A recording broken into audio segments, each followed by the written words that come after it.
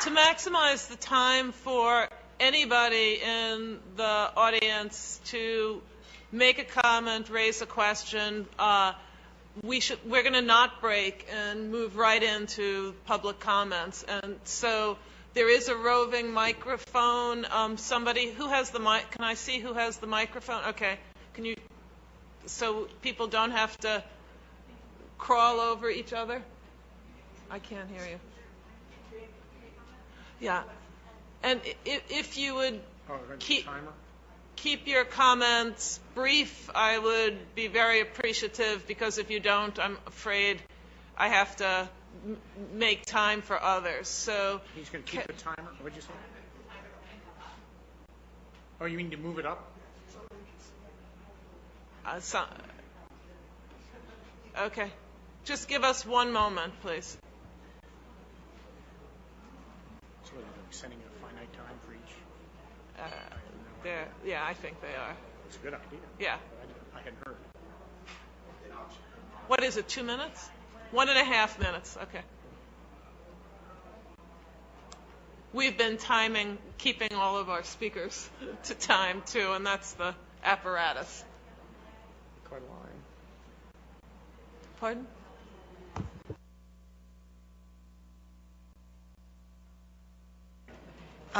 If I can clarify, we had a number of people who asked to speak, and we had a public sign-in at the front table as we communicated throughout the past few weeks with people who asked to speak. Consequently, to all of you wonderful people in line, I am sorry to say I'm going to go in order of this list. So everybody could actually just sit down, please, and I will call the list, and I will bring this to you, okay? Thank you so much.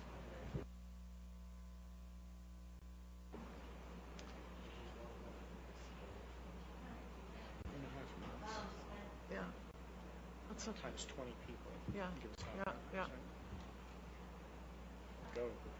Please, Val, start. And I'd ask each person after Val calls you and you come up, if you could just introduce yourself to us, we would be very appreciative of that. Thank you. Wonderful. So the first person I have is Michael S. Perfect. Thank you so much.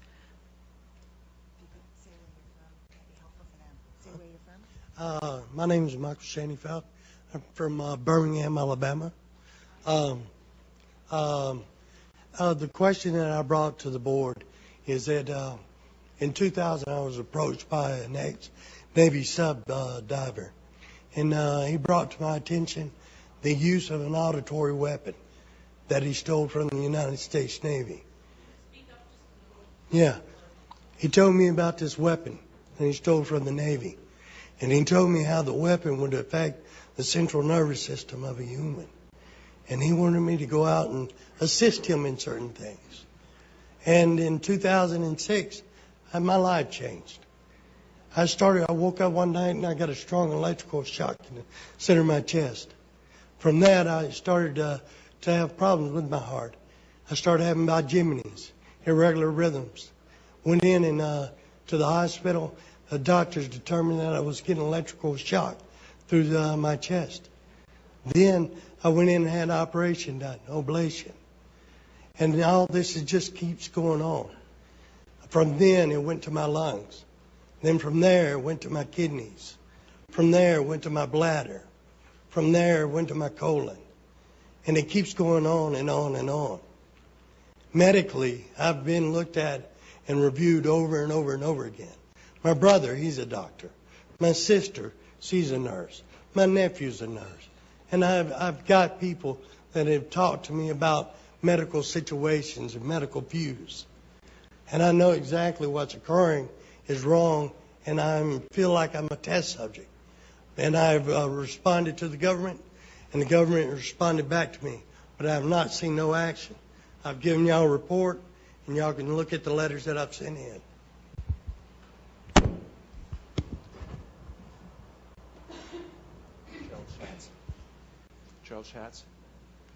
Gerald Schatz. Thank you. My name is Gerald Schatz, and I'm a lawyer and retired assistant professor of ethics and law at Michigan State University. I want to address two things very quickly. One is the theme of vulnerability and its recognition. We have gone from an era of very reflective and I think very decent recognition of the moral obligations of researchers to an era of discussion of regulatory burden. I think that's unseemly. The second point is that there is law out there. The bioethics community has been oblivious to it, but there is international law. There is the International Covenant on Civil and Political Rights, the United States ratified in 1992, and it makes informed consent an absolute requirement. No exceptions, not even in emergencies, subject to those normal legal fictions of consenting for the incapacitated patient to medical care and so forth. Additionally, the Geneva Conventions and additional protocols to the Geneva Conventions make research very, very difficult or prohibited altogether for those individuals who are caught up in war and armed conflicts. Michigan State University faculty responded to the OHARP request for comment in 2005 on equivalent protections. I will be pleased to provide that comment and those citations and some additional materials to the Commission. Thank you. Thank you. Sina Ryan.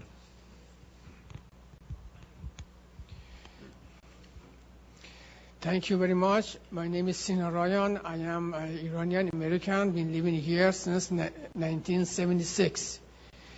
To answer the question to the chair lady that if it's still going to happen or is still going on, I will assure you that it's still experimentation going on and one of live standing right here. I strongly believe that I have been targeted for the experimentation of a brain research since September 2008. Without my consent, they are controlling my mind and using electronic remote control device to send instruction.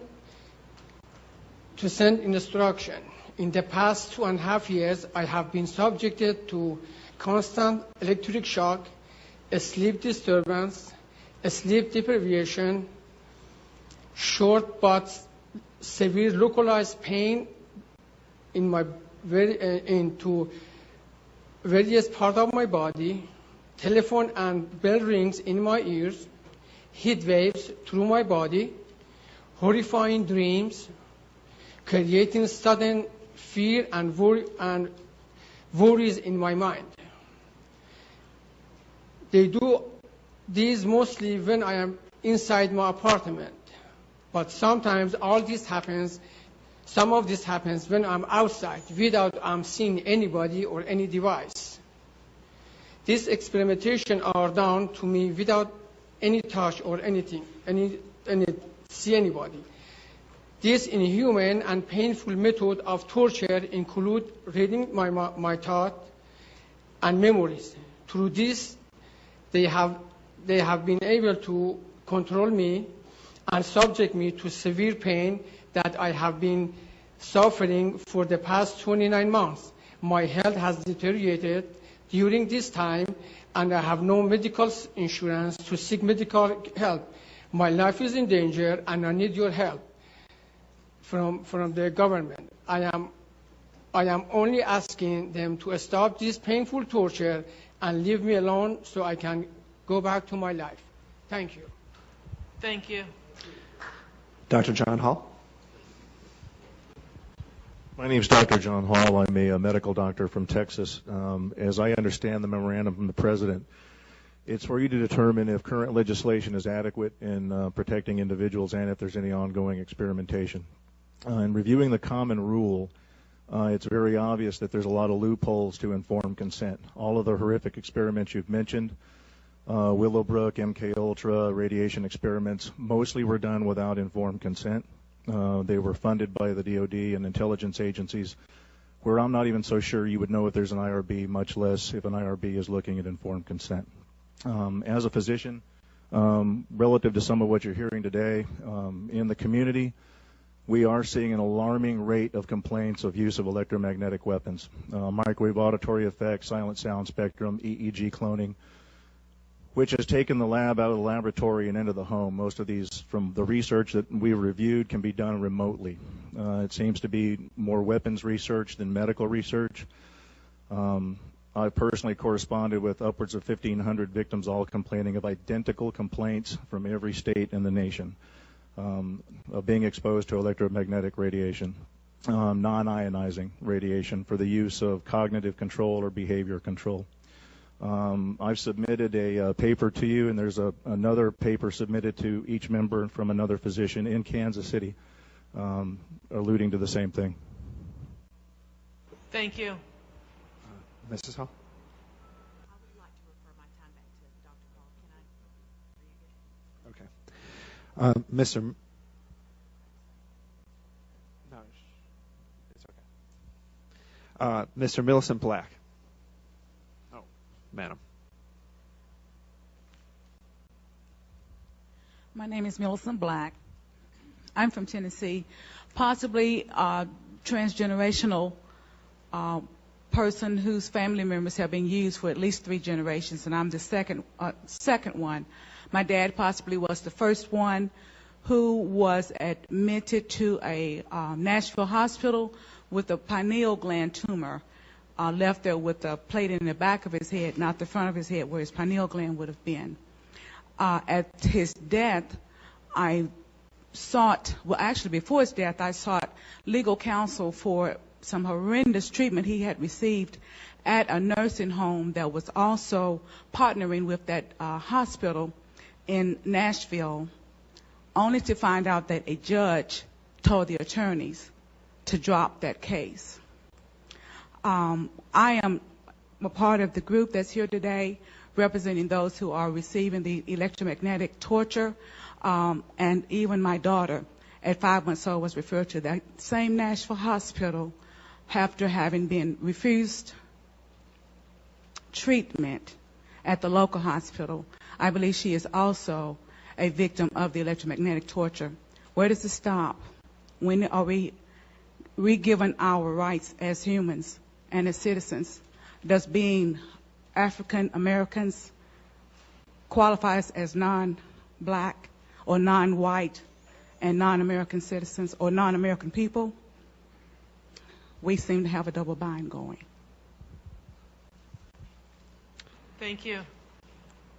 Mr. Marshall? Mrs. Marshall? Good afternoon. My name is Connie Marshall.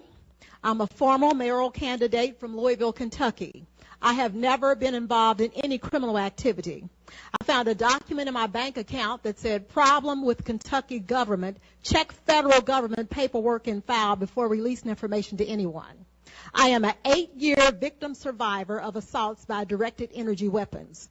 The torture I've experienced consists of body overheating, body extremely cold, seizures, heart pain, earaches, itching behind eyes, burning behind eyes, swelling, headaches, involuntary movement of my limbs, exhaustion, speeding and heart racing, hair coming out by the handfuls as if I've had chemotherapy, mind paralysis, being hypnotized or placed in a trance-type state, being tracked by a drone or satellite, controlled dreams, sleep deprivation, V2K, which is voice to skull, projected sound, extreme muscle spasms, and extreme muscle cramps, being made to fall down, blue circles around the pupils of my eyes, and I'm here and you can look at them if you like, low frequency noises in my home, high frequency noises in my home, sexual stimulation, numerous electrical appliances in my home are destroyed, 4 computers, 2 fax machines, 7 telephones, 4 CD players, VCR, DVD players, electrical igniter switch on my furnace, washer and dryer, air conditioner, also my car radio, CD player, and engine were destroyed.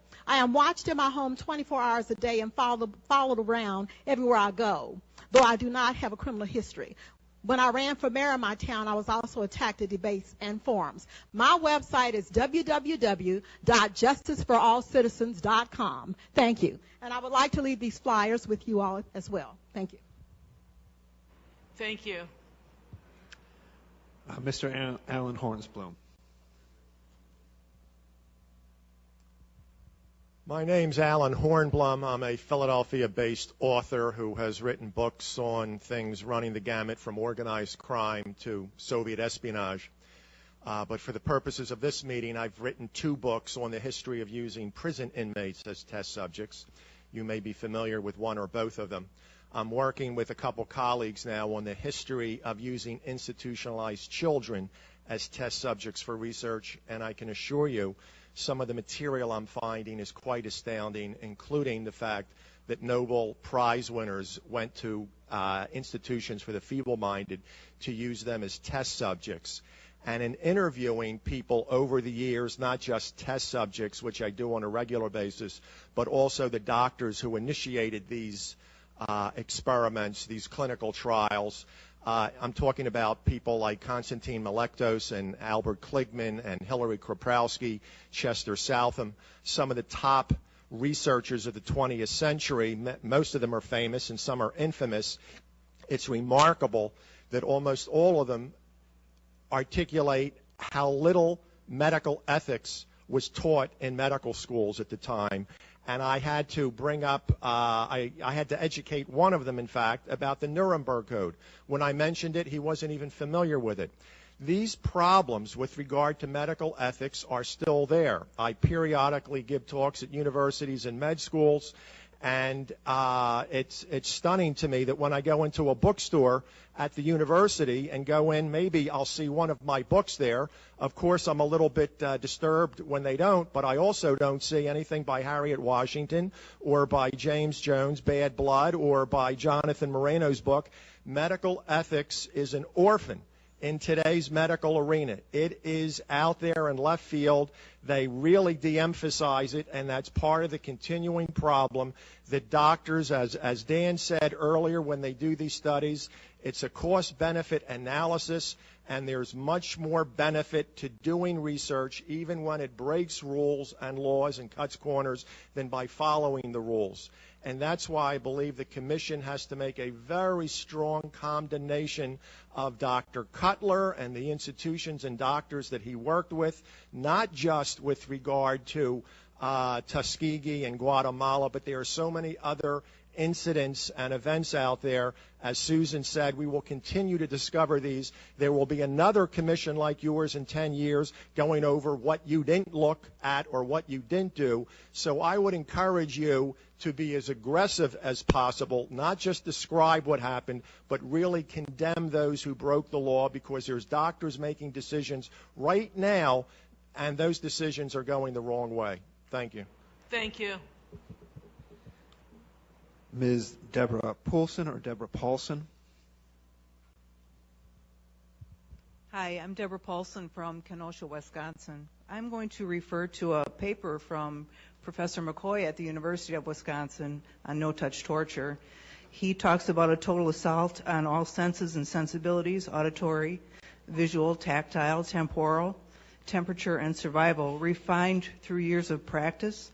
Sensory disorientation relies on a mix of sensory overload and sensory deprivation via banal procedures, isolation, then intense interrogation, heat and cold, light and dark, noise and silence, for a systematic attack on all human stimuli.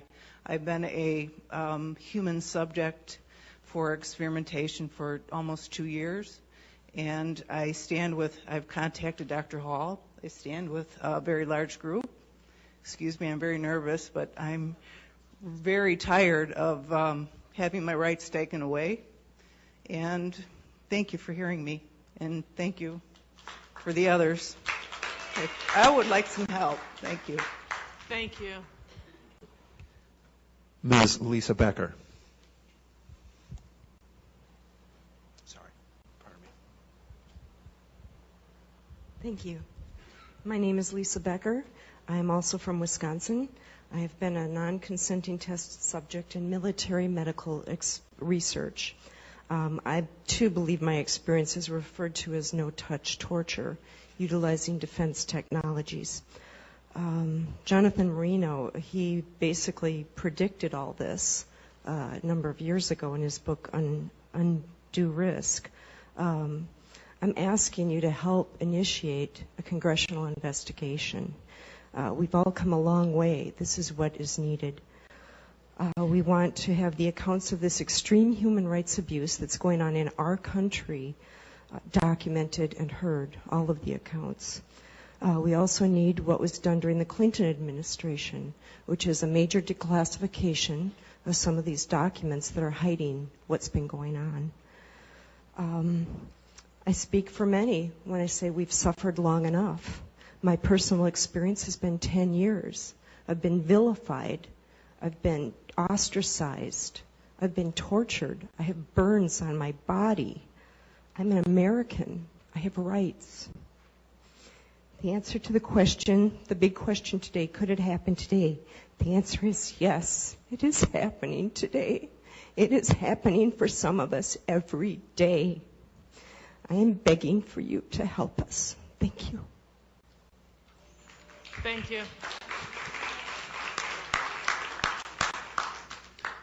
Mr. James Walbert.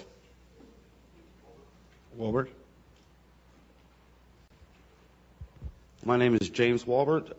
To date, I have one of the strongest cases documented of these unethical violations against our society. Due to the facts of having the kinds of professionals that I have involved with this case, I have been able to prove that this crime against others and myself is real and shows reason to be concerned with. I am in hopes that I am able to prove the same thing to this committee. And by the introduction of the evidence that I have to introduce to the committee, I and the professionals that are standing with myself in this crime would like for this committee to consider the introduction of these documents with the growing concern of this crime to the President for his review. With these hopes in mind for this consideration, I would also like to ask of this committee to consider an investigation into these unethical violations of others and myself that are affected by this crime. With this consideration of this investigation request into these matters, I would also like to point out the abuses of children that have been documented by the many professionals that I am currently working with into these matters of this crime. To date, the professionals have been documenting these offenses against the children that are related to the many victims of these crimes. They have been, proven this concern to be valid, as I am pointing out to this committee, the growing concern of fellow states that have now passed laws against forced chipping of an RFID tracking chip. These states that have now passed such bills into law: Colorado House Bill 071082, North Dakota Senate Bill 2415, Oklahoma State Senate Bill 47, House Bill 072092, Missouri House Bill 550, Pennsylvania Bill, Georgia Senate Bill 235, and the list just goes on. I was also wanting to ask if I could provide a portfolio of introduction of 12 professionals from political support to medical investigations, as well as private investigative support to the committee as well for review. May, thank you very much. Thank you. Right on.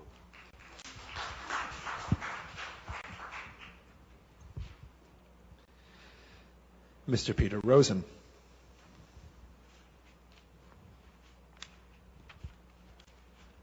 Hi, I'm Peter Rosenholm. I'm from Rhode Island.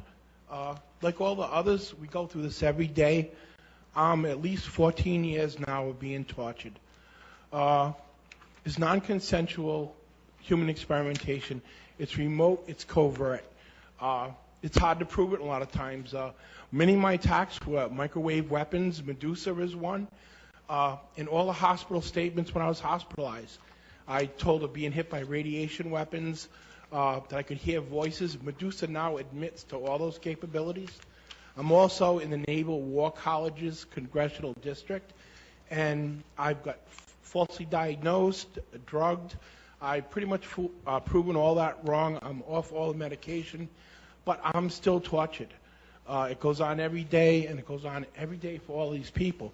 What I would like is for us to have a participation on your committee, for someone from our group to actually participate. I'm wondering if that's possible. Because we're the victims. We're like the Guatemalans who are tortured. Is there a chance that that can happen? Did you hear me? Is there a chance that a group or an individual from us can be on the committee? We're constituted by the President as a commission and have we have public comment, and you can write us, and we will read everything you give us. Right. It's the president President Obama appoints the commission. The other thing we deal with is like a COINTELPRO attack. Law enforcement attacks us, discredits us, will put us in a mental hospital if we try too hard.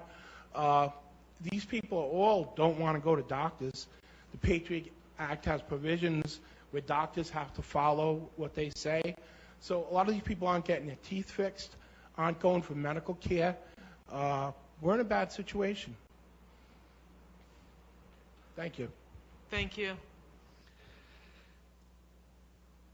Mr. Kenneth Rhodes, or Rons? Mr. Kenneth Rhodes.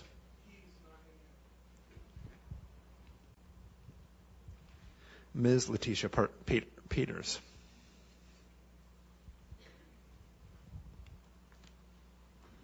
Madam Chair, members of the Bioethics Committee. Yes, Members of the Bioethics Committee. My name is Letitia Peters. I'm from Trenton, New Jersey. I was a federal government employee working 16 years as an electronics engineer right here in Washington, D.C., where I got sick due to toxic mold exposure. And when I started complaining about it and using my rights, I believe now, after 5 years of being out of the government, after 16 years of service, that I was put into this 24/7 execution chamber. And I, too, am looking for congressional investigations. I should be covered under the Whistle Protection Blowers Act. And I, too, would like to submit documentation, which I presented. And I have been denied medical treatment. I have been disregarded as being non-human. All my rights have been violated. My parents and I are living together now in Trenton, New Jersey, and there are low-flying aircrafts dropping biological weapons over our houses every day in order to try to kill me. And I just want to demonstrate some of the evidence that I have and provide to you, because I've been trying to get to the president, but I know all of my information has been rerouted. So I, too, am requesting a congressional investigation as well. And may I present this information to you? May. Thank you very much.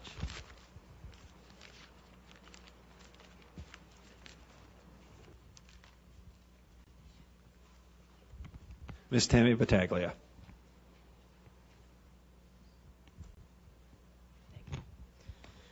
Hi, my name's Tammy Battaglia. I've been enrolled in psychological experiments on the record since the age of 13 without my consent. I've spent many years recovering from experimental hypnosis, physical and biological testing that I've undergone during decades of tests conducted by government-funded doctors, corporate think tanks, and researchers. I've experienced tremendous loss and trauma over the years of subjection to non-consensual experimentation, which has been devastating to my life. The people conducting experiments on other human beings do not consider the horribly destructive ramifications that they're subjecting victims to. As a result, there is no rehabilitation after experiments. No consideration is given to the often severe psychological and physical trauma suffered by non-consensual test subjects almost continuously. Many victims, such as myself, are diagnosed with non-existent mental illnesses, and as a result, we are expected to take dangerous medications that we do not need.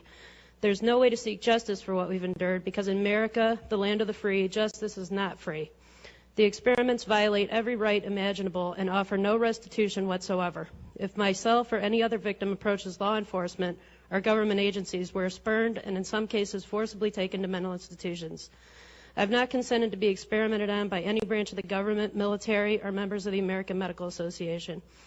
The initial experiments unfolded from decisions that were made for me when I was a child, at a time when I was unable to understand what I was being volunteered for or what the consequences would be. I deserve to be vindicated and released from these experiments immediately, as do all of us. Thank you. Thank you. Ms. Rose Gopinski.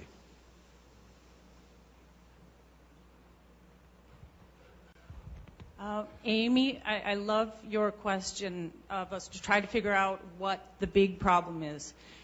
to really analyze and get to the root of it. And I thought at first it was containment, which leads to things like false flags to confuse people. It leads to harassing people to discredit them, disable them, the TIs, that is, the victims.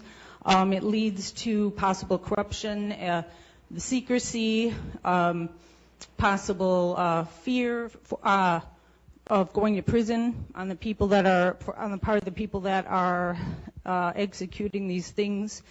And then I realized underneath the containment, the secrecy dash containment umbrella, is a really glaring inability of the U.S. to ever apologize for anything. To be able to just say, I'm sorry. The rest of the world is waiting for us to say, I'm sorry, or I admit to something, I have flaws. Everyone does. And when it, contrary to the Pentagon myth that you should not do that to be strong, contrary to that myth, it makes a person stronger. Therefore, it will also make a country stronger. Other countries would very much appreciate it. Say, I'm sorry, 2 seconds of silence, and then we can go on with life. Thank you.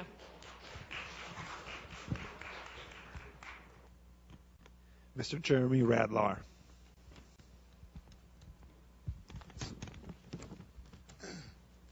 My name is Jeremy Radlow.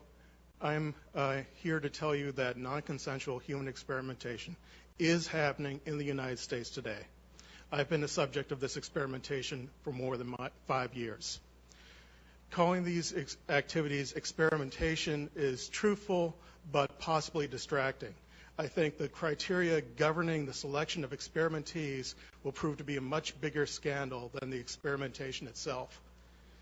The psychological torture protocol that's part of the so-called experimentation includes, but is not limited to, the use of non-lethal weapons and mind-invasive technology.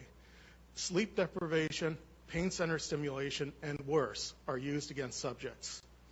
While some experimentees have found foreign objects in their bodies suggesting implantation, most have not. Receiverless mind-invasive technology has been demonstrated under laboratory conditions, but the most likely explanation is that experimentees are implanted with foreign objects either too small to appear on commercially available scanning equipment or designed to be indistinguishable from the surrounding tissue. These activities are highly deceptive, use clandestine technology, and have the fingerprints of the CIA all over them. It's unreasonable to expect isolated individuals receiving this treatment to furnish proof. A thorough investigation is warranted. Thanks for your time. Thank you very much. Ms. Catherine Nestor. My name is Catherine Nestor, and I'm from Pennsylvania. This commission has spoken of a long history of abuse of the human research subject. Although no one mentioned MKUltra today, President Clinton recently apologized for this. My young child and I have been used as non-consensual test subjects. We have been subjected to COINTELPRO-like stalking, remote neural monitoring, and electromagnetic torture, resulting in psychological and physical damage. And I won't go into the details of that because I have 4 pages written in here that is very similar to Connie's testimony. Please do not wait 70 years to investigate this. I ask Dr. Amy Gutman to begin today. There is new work for the Commission for Human Subject Protection on our shores. And please give us a dramatic response, Susan, and please give us a congressional hearing. Thank you. Thank you. Ms. Miriam Snyder.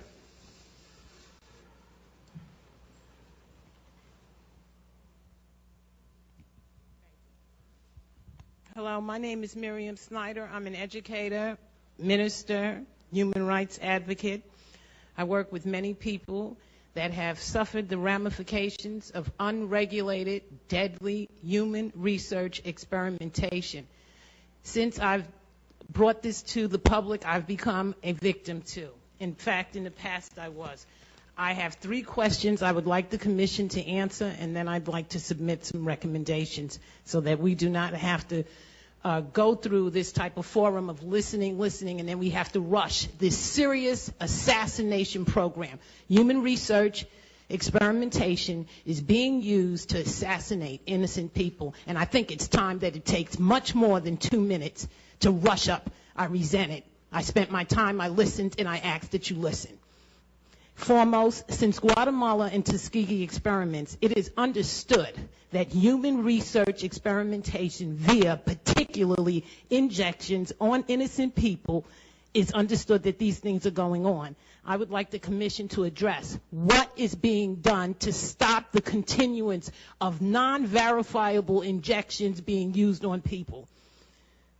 I'd like to know the commission to address what penalties and protections are in place for researchers, the incarceration of researchers who create deadly weapons and viruses. What is going to be done to stop the deadly created man-made viruses getting out the laboratory to human bodies? And when are we going to start incarcerating researchers? All right? Number 3, who supervises energy technology? Specifically, electronic torture. That is a major issue. Just hold on. I waited 2 days. Electronic torture. All of these people are here talking about they are being tortured. They are in a slow kill program via radiation. The cleft lip babies are coming out through radiation programs. The studies show it. I've submitted documentation. We have cleft lip babies because of unregulated radiation studies. What is going to be done to stop this? These people are suffering because of unregulated radiation studies, human research experiments, and the funding is immense, and people are dying. What's going to be done to stop it? Okay. With respect to neuroimaging, I found a tremendous amount of research regarding injection-induced seizures. Why is human research allowing experiments that allow injection-induced seizures? And through electronic technology. Now, what my recommendation?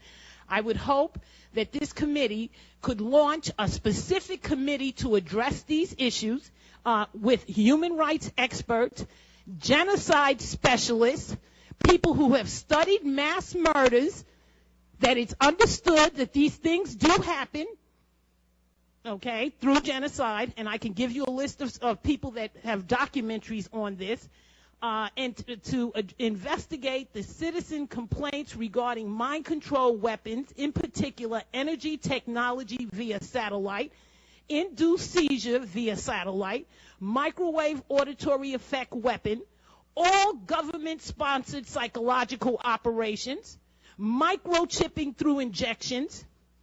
Above all, we seek the creation of a means for injections to be verified before entering the human body, and prosecution for anyone using these deadly tactics to harm the people. And we seek compensation for all the victims who have filed affidavits after affidavit documenting the atrocities involved with unregulated and deadly human research experimentation that they have suffered as a direct result of these criminal human research and the people, the whistleblowers who have exposed this. Thank you very much. And please have a forum where we don't have to do this rush up. I waited 2 days, and I don't like being rushed like this. I really don't.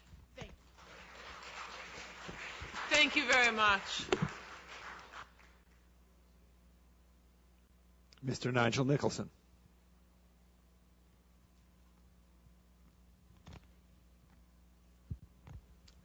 Hi, good evening. My name is Nigel Nicholson, and I have been in a psychological coercive mind control program. This started in 2002, where I was falsely arrested, I was drugged, and I believe I was hypnotized. Soon after that, I was being harassed by the police department, along with noise campaign that was being committed by the New York City Fire Department. I mean, for a whole year, every time I left my house, I was bombarded with noise, which led me to have a psychological breakdown. I've been job mobbed. I've been put into what I call a assassination type program. Okay? I have been villainized. My friends has totally retreated from me, even though I've continuously reached out to them. Okay? I have been under what I believe is neuro monitoring, when I can think of something and go outside and somebody will walk by me and repeat what I just said. I know I'm not crazy. Okay, regardless of what is being said, they make the victims of these programs to be diagnosed with a psychological illness to hide these crimes, because we all know that to discredit an individual, if you give them a mental illness or diagnose them with a mental illness, no one is going to believe us. No one is going to believe you or I. And this is how they are hiding these crimes. Thank you, sir. Ms. Micheline Jones. Micheline. Thank you. Hello, my name is Micheline Jones. I'm right here from D.C. I live in public housing, and I mention that because this is where most of the poor people are at, especially these days with the way the economy is going. I am the subject of MK Ultra, mind control. I am also the subject of electromagnetic radiation, and I have many videos to prove it. I've taken these videos to newspapers and to various places, even including, CDC, and everyone has just turned away as if this is hush-hush. I've had lawyers deny me assistance because they said this is too big. So in research, I found out that the former Congresswoman Cynthia McKinney asked for reinvestigation under her resolution HR 1026 to reinvestigate COINTEL activities. I am constantly stalked. There's many covert activities that have followed me. Sleep deprivation, I don't have that too much now because I force myself, clocks, radios, too much liquids at nights, whatever, just to get up and get out the house.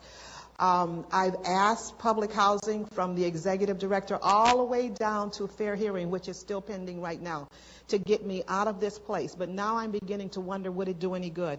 I've relocated 3 or 4 times, and I had a deputy officer or county officer tell me this will follow you. So when they pick their subjects, this goes with you.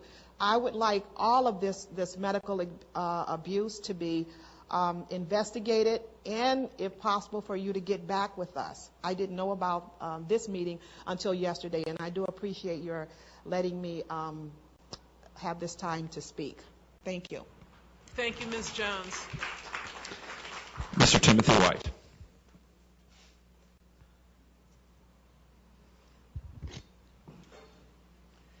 I'd like to thank the Commission for allowing the public to address these issues. And it's been a lot of information, and it's been very good and enlightening. And I see I'm in the right place to provide the information I have. And yes, the Tuskegee experiments are still going on, and the Guatemala experiments are still going on. But they're going on because of the advances in the signals technology and in cognitive neurological technology and neurophysiological experimentation and research. And advances in that technology is allowing these things to happen and creating a new class of vulnerabilities for citizens who cannot protect themselves against this. Okay, we provide citizens who are currently non-consensual victims of cognitive neuroscience and neurophysiological research and experimentation, which is enabled remotely through extreme low frequency computer-to-brain entrainment technology. This technology exists and can be verified on subjects with a high degree of accuracy using current neural imaging technologies. Okay, this is an atrocity that has gone on for years, and like the Tuskegee experiments, it's clearly within the scope of this commission. Okay, the validity of this, if there's any doubt as to the validity of these claims, that this commission can conduct its own independent investigation by using functional brain imaging techniques. Okay, we ask that the committee, just because of the existence of our organization, Freedom for Covert Harassment and Surveillance alone, we have thousands of people who have contacted us claiming to be victims of this. The justification for our existence is justification that you should investigate this occurrence further, okay? We need tests to determine if a citizen has been harmed by a cognitive weapon. These are cognitive weapons that somehow these people are being experimented on with.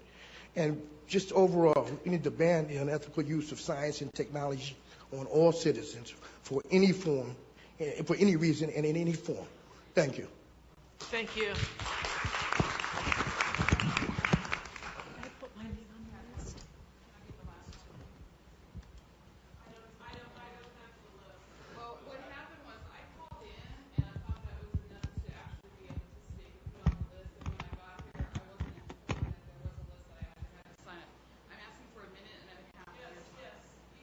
Have a minute. We have about 5 minutes left. So, okay. Well, I'll take 5 minutes. No, but if there's somebody else, okay. Thank you. I'll try. Absolutely. Thank you. As you see, we have actually, this is a minority of us.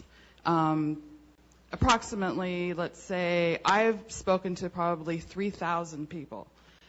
He's on probably 1,500. He's on 5,000. There's a lot of us across the U.S. And there's certain statistics, I think, that if you find that there is something going on wrong, that you're going on wrong, that somewhere along the line somebody has to do an investigation. There's a certain percentage of illness. You do an investigation. If there's a certain amount of cancers in an area, same as Brockovich went and did the investigation, she found a certain amount. Well, we're presenting our case right now. You said you guys wanted to be in the know. We're giving you the information now so that you are in the know. There is something going on. It's electromagnetically issue, and it has to do with from cell phones all the way to directed energy. And I think yesterday some of the colleagues went ahead and said that we didn't really talk about whether there's energy weapons or not, but I mean, we have thousands and thousands of documentations about energy weapons themselves. And all we're asking for is an investigation on this. People are being harmed, people are being tortured, and people are being killed. And I think it's a pretty important thing for a bioethic committee to look into. And all we ask today is to please do that. And Mark, on March 1st, 2011, we came to you and we told you. And I don't know how many more people. My friends are dead, tortured to death by electronic weapons. And I don't know how many more people will die. And I hope I will be here again if you have this next year. Thank you very much.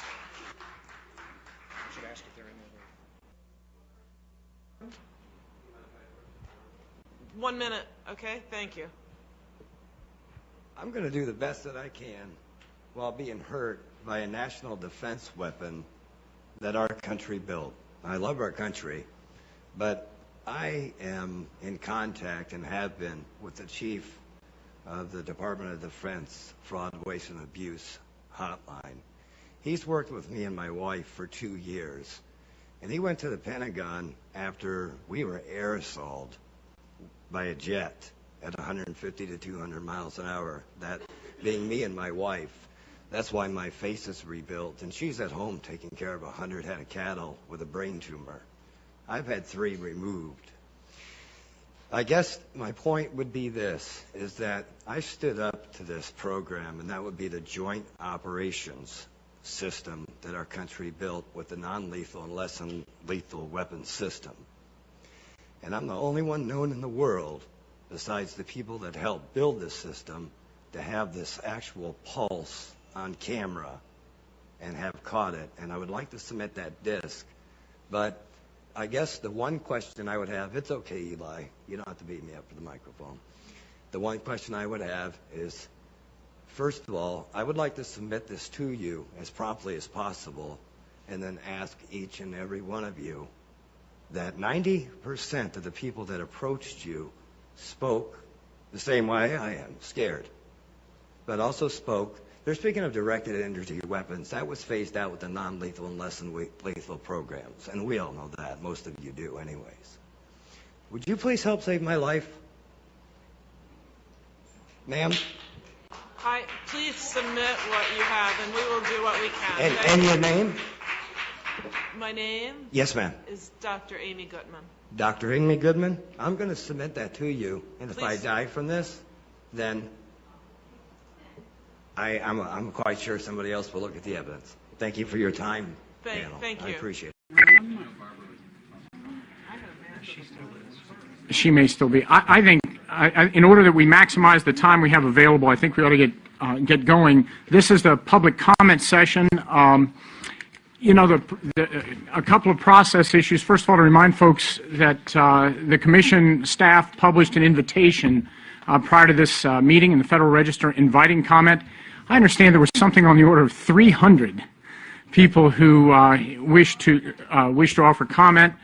We'll obviously not get 300 in the next 45 minutes, but the plan is to ask, in fact, I think responders, or rather public commenters, have been notified, and the plan is that Mr. Juan Chuck back here will be, has the list of folks that will be offering comment, and maybe the thing to do is to just dive into that. I want to remind you before we do that the Commission, of course, is charged by President Obama to be looking at bioethical issues generated by novel and emerging research in biomedicine and related areas of science and technology, and to promote policies and practices that assure ethical responsibility. And remind you that the specific charge on this meeting has been around looking at on the topic of federal standards regarding human subjects research. So with that background and the amount of, each person I believe has a minute and a half is the way we've been able to try to cram in as many comments as possible. So, Juan, if you're ready for the first. Ms. Cassandra Lewis.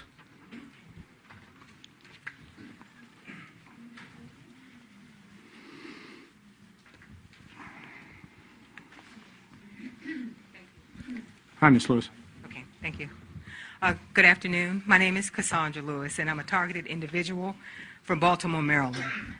My story may sound disjointed. I'm trying to keep it within the minute and a half. I worked as a legal secretary at Hogan & Hartson in Washington, D.C. It is now called Hogan Lovells. Attorney Jan McDavid made a client mistake that she tried to blame on me. I then refused to work for Ms. McDavid. Shortly thereafter, strange and inexplicable events occurred on my job, and after being fired, followed me to my home and to all my travels. Attorney Christopher J. Hagan, formerly of Hogan & Hartson, Mr. Samuel Conrad, he's a retired security administrator of Hogan & Hartson, and Robert Johnston, who is the current firm administrator of Hogan Lovells, are responsible for my targeting. I believe to protect Ms. McDavid's reputation, a phone call was made. To whom and why they did this to me, I truly just speculate. Gang stalking and harassment was used to implement this non-consensual biotechnology application that is being used on me. I now experience involuntary limb movements. I receive stingings. I get pains to my head, to my abdomen, to my vaginal area, and to my anal area. I am receiving from a language that I read concerning this technology. It is called Medusa, developed by the Navy, is being used on me. I get burning on my lower legs and my ankles. I get ringing in my ears that's pitched. It's like they pitch it. I get pulsing sensations in my body. I get an electrical current, an electrical sensation that goes up and down through my body and can be isolated to different parts of my body. I get severe tingling on the soles of my feet. I'm almost done. It's almost like being electrocuted, and the first time I experienced this was walking into a bank. I get buzzing sensations on the soles of my feet and individual toes. I also get facial manipulations, just to name a few of the things that happen to me. I feel as though I am being roboticized. These are very strange occurrences, and I would like for all the targeted individuals in this room to stand up and to show yourself. My story is similar to a lot of these people.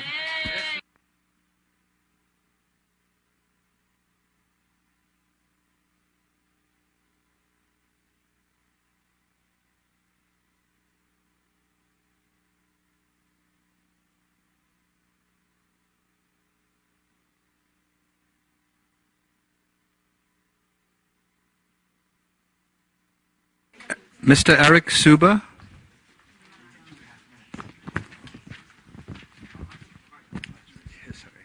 Thank you. I'm a physician, and cervical cancer prevention in developing countries is my life's work. I previously outlined my concerns in written form to Valerie Bonham and to Adam Michaels. My concerns are regarding ongoing studies of cervical cancer prevention currently being conducted in India. These studies include scientifically gratuitous control groups of unscreened women, and it includes scientifically gratuitous measurements of cervical cancer death rates among over 100,000 Indian women who are not being provided with any cervical cancer prevention services at all. These studies have been funded continuously since 1997 by the NCI and by the Bill and Melinda Gates Foundation. I'd like to offer a testable hypothesis that if these studies had been reviewed by any one of this afternoon's panelists, they'd be found, without exception, to be unethical by each of the panelists. I'd also like to offer the testable hypothesis to the Commission that these ongoing Indian studies could serve as a valuable prism through which to identify improvement opportunities for human subjects' protections. And finally, I'd like to offer my own technical consultative services to the Commission, as well as those of my colleagues in Vietnam and other developing countries, if the Commission should find a more grassroots perspective to be valuable. Thank you.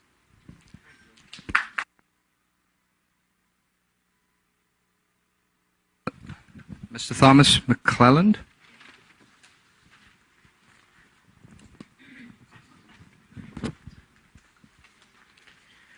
I'm 59 years old from New York City. I've been a victim of ongoing non-consensual human subject experimentation for my entire adult life, and possibly may have been a victim since my childhood.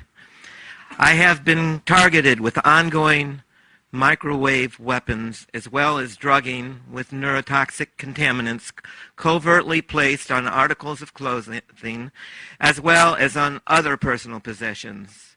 I believe my being a non-consensual human test subject is related to the CIA's MK-Ultra behavior modification program that began in the 1950s.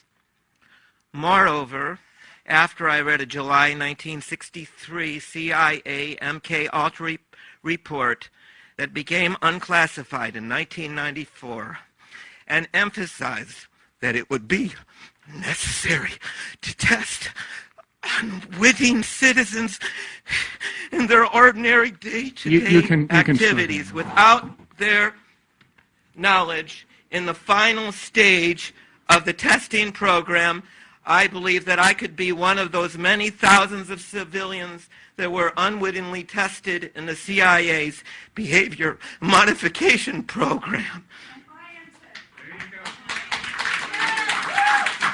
Getting the government to take action concerning acknowledgement and putting an end to unethical consensual human experimentation that has also been a part of our country's past history is of great concern to me.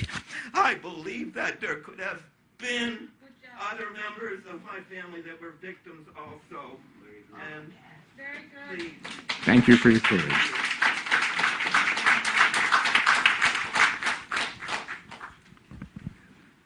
Mr. Brian Rung.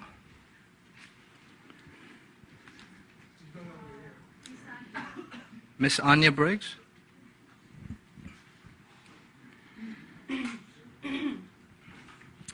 My name is Anya Briggs, and I am a private citizen and resident of New York City. I have been and continue to be experimented on against my will and without my permission as a human test subject and as a targeted individual forced into trauma-based mind control programs. Because of this ongoing experimentation, torture, and abuse, since 2008 and before, I have endured the following physical and psychological symptoms: extreme, debilitating, and chronic fatigue, weakness, and dizziness for days and weeks at a time, lack of motor control, as well as the sensation of being physically controlled by an unseen force. My left arm occasionally experiences pain and discomfort from an object of unknown origin moving under my skin and being activated somehow. I have an unusual dental filling of unknown origin on the side of one of my back upper right teeth and no memory of having this procedure done. And I have x-ray printouts and a signed affidavit from my dentist stating this. Said dental filling causes me sharp pain, discomfort, and sensitivity. I have experienced extreme itching, burning, and pain in my right leg that turned into an intense bright pink and then disappeared completely after several minutes, and I have photographs of this happening in real time. I have had a stretched uterus, and yet I have never consciously, and to my knowledge, been pregnant. I have had equidistant sores that have appeared on both of my subscapularis muscles at the same time. I have been drugged. I've been abducted from my home. I've had guns pointed at my head. I've had death threats. And much, much worse, believe it or not, by being in these programs and experiments. The after effects of this have made me socially avoidant most days, and it is extremely hard to establish relationships with people I can trust as a result of these abominations, and I thank the committee for hearing my statement. Thank you. Mr. Ken Rhodes? One, we are actually, I think people are being so good about keeping the pace, and this is so stressful for many of them, we can allow them to slow down just a little bit, okay? This is important for them. My name is Ken Rhodes from Michigan. I'm here to tell you that the use of electronic weapons and mind control is helping the United States against the American people. You may think this will never affect you, but there will come a day when this will affect all of you, your children, their children, and every generation from this day forward. I'm here to speak for every person affected by these horrific crimes against humanity. I can't go. Thank you.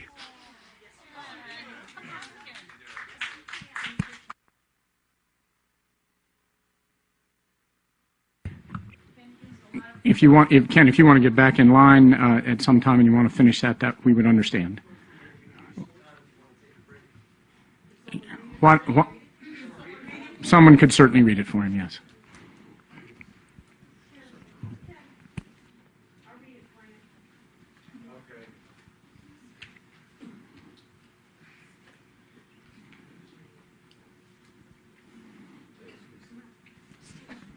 Thank you for doing that. And you are, I'm sorry? My name is Lisa Becker. Thank you, Lisa. I had the privilege to address you at the last commission meeting.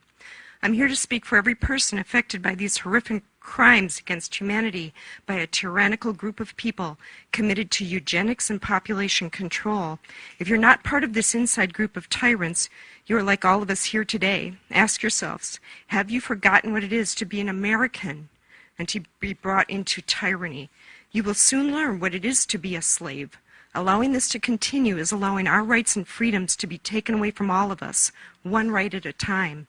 It's interesting how much technology exists that would find the criminals and the perpetrators of this heinous crimes of electronic harassment and terroristic tactics being used against innocent U.S. citizens on a daily basis. These technologies should be used for the betterment of our society. But you know what the most powerful weapon is in our arsenal that would put an end to these horrific crimes once and for all. It is someone giving a damn and correcting the things that are taking place. We have all gone to people who took an oath to protect and serve, who have been in commissions to investigate the unethical treatment of citizens in human experimentations. We have been denied protection and service and have been ignored by commission after commission. Enough is enough. This is America. We're supposed to be better than this. We all know what Hitler did to the Jewish people. When this all comes out, what the American government has done to their own people, it will make Hitler look like a saint. If some of you didn't get some morals, thank you, but I'll finish. Well, then you don't understand what we're going through. If some of you don't get some morals or conscience, you will I'm sorry, I can't read the rest of it. Thank you. Ken and Lisa, thank you very much. I'm also a victim. I'm 67 years old from MK Ultra. Thank you. Thank you. We need a hearing on this. Thank you. Miss Sandra Fields?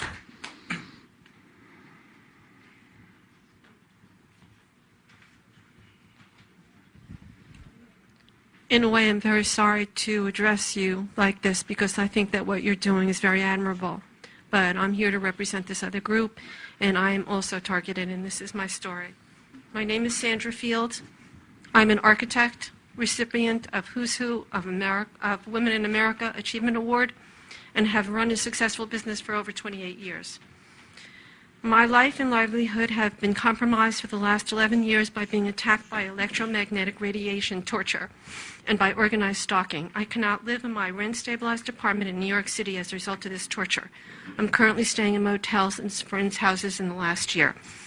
Thousands of Americans are currently suffering from chemical, electromagnetic, psychological, and physical torture with no government relief or laws. Our servicemen, prisoners, and thousands of unknowing, innocent civilians are currently being lamed, tormented, and tortured as a result of military research, medical research, pharmaceutical research, physiological and psychological studies that have virtually destroyed participants' sanity, physical well-being, reputation, and privacy. Government projects like MKUltra and COINTELPRO are rumored to be active today, with updated forms of surveillance and torture and technologies. In 2010, Morrison and Furster won the right to proceed with a case against the CIA, Department of Defense, and the U.S. Army for veterans' development of multiple diseases and ailments tied to a secret testing program in which the United States military personnel were deliberately exposed to chemical and biological weapons and other toxins without informed consent. Sleep deprivation, poisoning, and high-frequency doses of continuous microwave pulses are inclined to increase one's chances for mental disorders, autism, arthritis, multiple sclerosis, cancer, and Alzheimer's disease. The body's immune system is broken down. Their nervous system and the brain and spinal cord are attacked and maimed. There are no laws to prevent electromagnetic attacks, except in Maine. The federal government does not acknowledge these crimes. There is no literature, educational resources, or assistance for victims. I would like to ask this committee to consider an investigation into these unethical violations and a task force be created for educational and to help people who are in trouble of these situations. And I'd be honored to help in this thing. Thank you very much. Thank you, Senator. Mr. Stephen Popitek. I just want to give thanks and gratitude for this commission actually being here and being able to bear witness to our testimonials as well. I think it's really a credit to Obama, even though I'm against a lot of his policies, that he would actually create this type of commission. I do hope that it goes beyond these walls, though, and actually creates some type of implementation for change. I could speak for hours about my own personal experiences and some of the more modern versions of projects that several people have talked about. My harassment started back in 1997, more from a remote influencing perspective. I had made contacts in different military industrial complex, basically in different agencies. I had received microwave harassment actually on and off for a number of years, where they were trying to project images of suicide and various states of basically emotional mood management. This was confirmed to me in 2001 by a contact at the National Security Agency. He worked in community, I'm not sure if he's retired at this point, but I talked to him recently. He worked in the Communications Intelligence Division of NSA for 25 years this is right after 9/11, a month after, when he came to meet with me at my part-time job at the time. And he basically was working at a kind of like in that division, he was examining different types of abuses that were going on in the NSA. And he stated to me personally that my case fell within the realm of potential abuse in the agency that he was investigating. At this point, he's still involved in the agency. I can provide his name and information more in private, though, because I don't want to get in trouble for overt disclosure of someone who's still active in that agency, especially with the technology they have. But anyway, he basically also confirmed to me that what I experienced in terms of just the tip of the iceberg of part of my experiences with the emotional projection, he said that was very common, and that they were using microwaves because they had taken really advanced EEG images of people in different emotional states, mapped those digital brainwave signatures, emotional clusters of people feeling different emotional states. They said that they can take those digital brainwave signatures, piggyback on a certain bandwidth of microwaves as a carrier wave, and they can target people worldwide without need for a local transmitter. He confirmed all that to me and said that they use satellite to target anybody they want, and it's a very common procedure within this portion of the NSA, which is horrendous that they actually let this going on. So I think the idea of the non-consensual abuse needs to be extended to more of the covert military establishment. And then later on in 2003, when I was getting more advanced projections with like multi-layered, not just from my conscious feelings, but into my unconscious, he said that they were trying to fine-tune their projections on me to see how I could block it out. Because I work more in the consciousness field of meditation, alternative spirituality. So I do different techniques to help people block out some of these frequencies by taking control of their own biophotonic fields. I've also made contact with many scientists over the years, underground scientists who used to work in various intelligence areas, who've also confirmed this and much more beyond technologies, where they use longitudinal electromagnetic wave technologies, technology that Tesla first developed, which also could be used in alternative healing. I'm also aware of a friend I know upstate who's been curing people of different illnesses using this technology, but he worked in the Pentagon for decades and confirmed some of this technology is also being used for more of the nefarious activities. I can go on for hours, but I'll probably provide written testimony. Thank you. Okay. Thank you. Mr. Rodney Biddle. Mr. Rodney Biddle.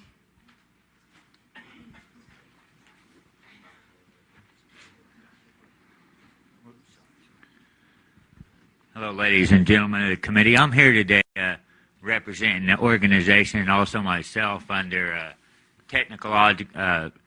the technological advancements of industries, whether it be medical or military. I've been under attack for some 25 years. Mentally and physical abuse, psychological abuse, pornography. Also have always negative, as this gentleman was talking about, suicidal attempts in the mental, put through torturous things such as mental abuse caused by car accidents, maybe one of your family members dying, maybe your sister or your brother. Committee members, I ask you to think for a second and acknowledge that this does happen, and it is relevant to today, and it is relevant to the bioethical issue committees. And one thing I would like to mention that might give you some insight to just how detailed and how powerful this is. I was in my living room one day, and this computer came in, the interface of this computer, and it said something to me about it because I was called satanic and antichrist for the ugly, nasty, evil torture that it was putting me through. It dropped a program into me, and this would have been the military side of this computer, I'm sure, that was a martial arts technique that I performed to exact precision, where I picked up my coffee table in my living room with my leg, wrapped it around it, smashed it into the wall. If you don't think these are detailed, that they don't get information from every individual that we're talking about, this is how detailed and how powerful these programs can be. Anyone here could be manipulated at any time. Do not think anyone's above it. We need regulations. We need laws. We need people to look into these regulations. Human experimentation is going on for years. What you're talking about earlier, I appreciate the committee, but what we're talking about is so high-tech, so advanced. We're not talking hospitals. We're not talking people in psych wards, but it does include those. We're talking high-tech warfare here. We're talking technological advancements beyond the human comprehension of the mind. We're way, way behind the comprehension of the mind. That's why they're so far ahead. That's why they can get away with it. There's no regulations, no laws against this type of human experimentation. Whether it's in the United States of America that it's happened, these corporations are outside the United States of America producing these weaponry and doing these studies. We need regulations. It's way above, I believe, possibly pharmaceutical companies are helping with this research, backing it. There's no regulation on it. There's the big money people. You know, I realize you guys are regulating that stuff, but there's big money in this medical research. I think they're buying it and selling it, and they're killing us. They're killing you. We appreciate your story because you can talk to that firsthand. Some of these broader allegations, maybe I've got the crux of what your concern is, okay? Thank you. You bet. Thank you. Mr. Derek Robinson.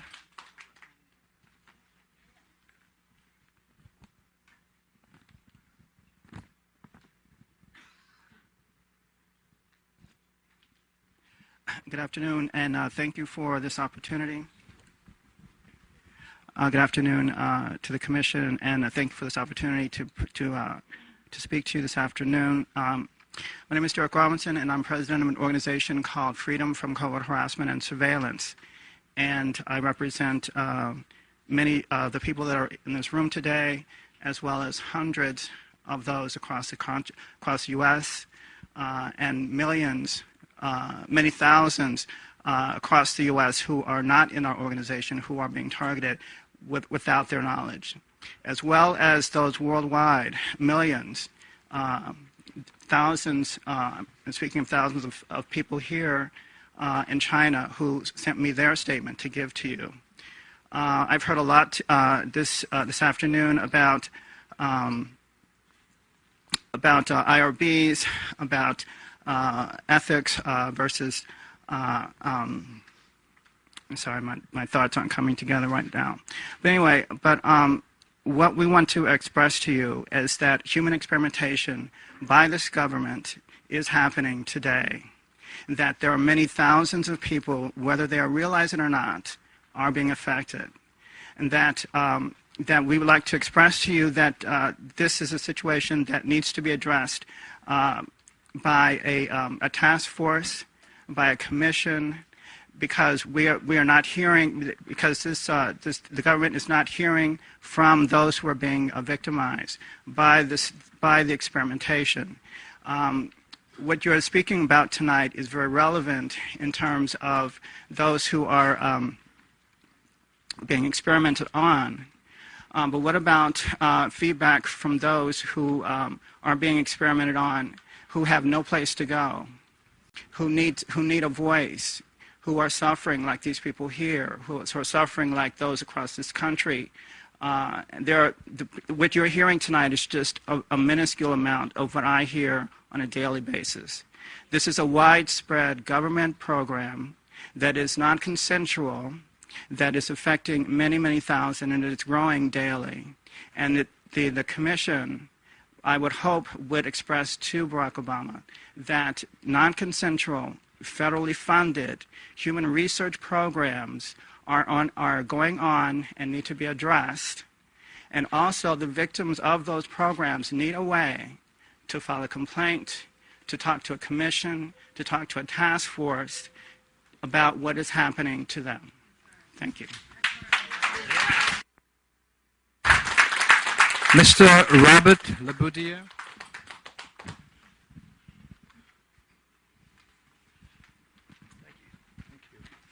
Thank you for having me. My name is Robert Laboudier. I'm an eyewitness and victim that people are tampering with and retaliating against, and this is my public comment concerning non-compliances of bioethics and other codes of ethics. These non-compliances are a grave, pre-planned, premeditated breach of international conventions and are intentional and heinous atrocities of war crimes against humanity, domestic terrorism, domestic espionage, and genocide. We, the victims, are a group of U.S. nationals that are getting directly affected to the extent of attempted murder. That is genocide. The means and methods that are being abused are electronics and directed energy that unlawfully harness human subjects for unlawful experiments, research, and other exercise, the unlawful practicing and patterning of organized war crimes. The means are electromagnetic, radio frequency, psychotronic fields, voice-to-skull techniques, and other energy weapons that harness unwilling humans against our will and criminally conspires against our rights. They're used with remote viewers as one of the means of unlawful surveillance with criminal intent to terrorize, injure, harass, intimidate, and murder.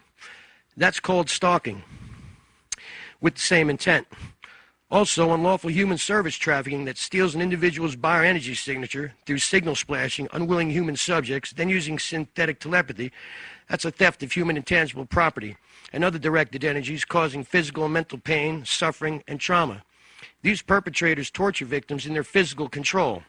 This is cruel, unusual treatment and a terroristic hate crime that damages the subject's health, finances, dignity, employability, reputation, and human property while disrupting our mental faculties. Where is the equal protection law that is constitutionally ours? Is it not unethical to keep that from us? Our country's government helped develop these technologies, and they are forbidden to use on U.S. nationals. That is law. To not execute laws concerning these crimes is seditious conspiracy and treason. These unlawful acts are in direct violation of UN General Assembly resolutions, international humanitarian laws, and a slew of U.S. laws, and is completely unethical and irresponsible.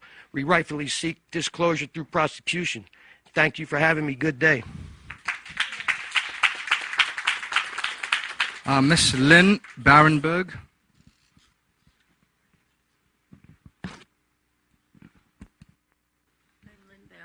And I had prepared a commentary, but I find I'm not going to give it. I couldn't put it together in my head for 90 seconds. I'm another person who's being used for non-consensual human experimentation. The Stanford Research Institute, Lockheed Martin, and UC Berkeley are the criminal organizations and university that are involved in this. I can't speak publicly. Anyway, there are no ethics, there's no morality, rules, regulations. They're able to sidestep an IRB, an Institutional Review Board, for God's sakes. I mean, there's a lot going on you people don't know about. You know nothing, and it's coming your way, you know? These nanotechnology institutes that are attached to national laboratories. UC Berkeley has its own molecular foundry. You need to look into this stuff because it's going mainstream. It's not just us. You're going to be affected, your loved ones, your children, your grandchildren. You need to take a look at what's going on here. We may not be the most eloquent speakers, but don't thoroughly discount us.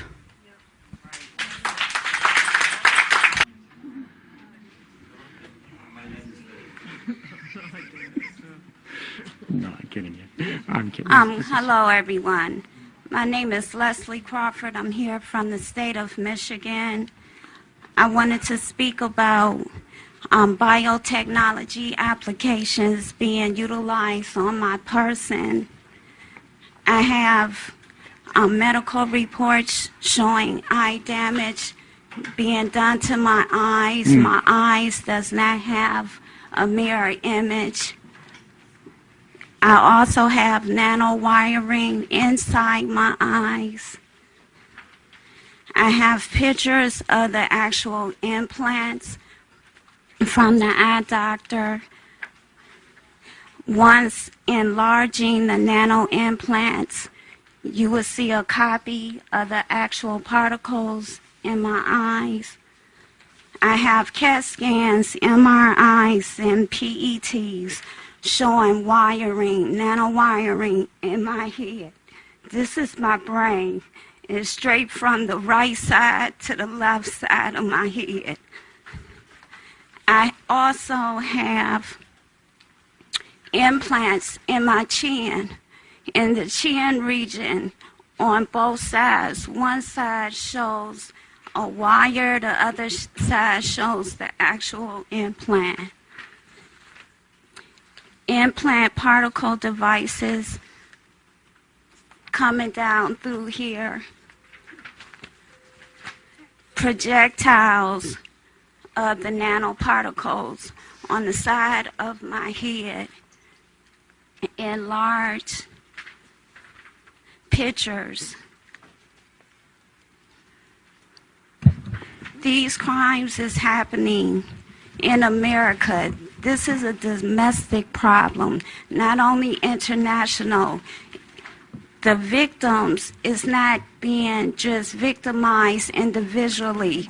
We are being victimized and our family members as well.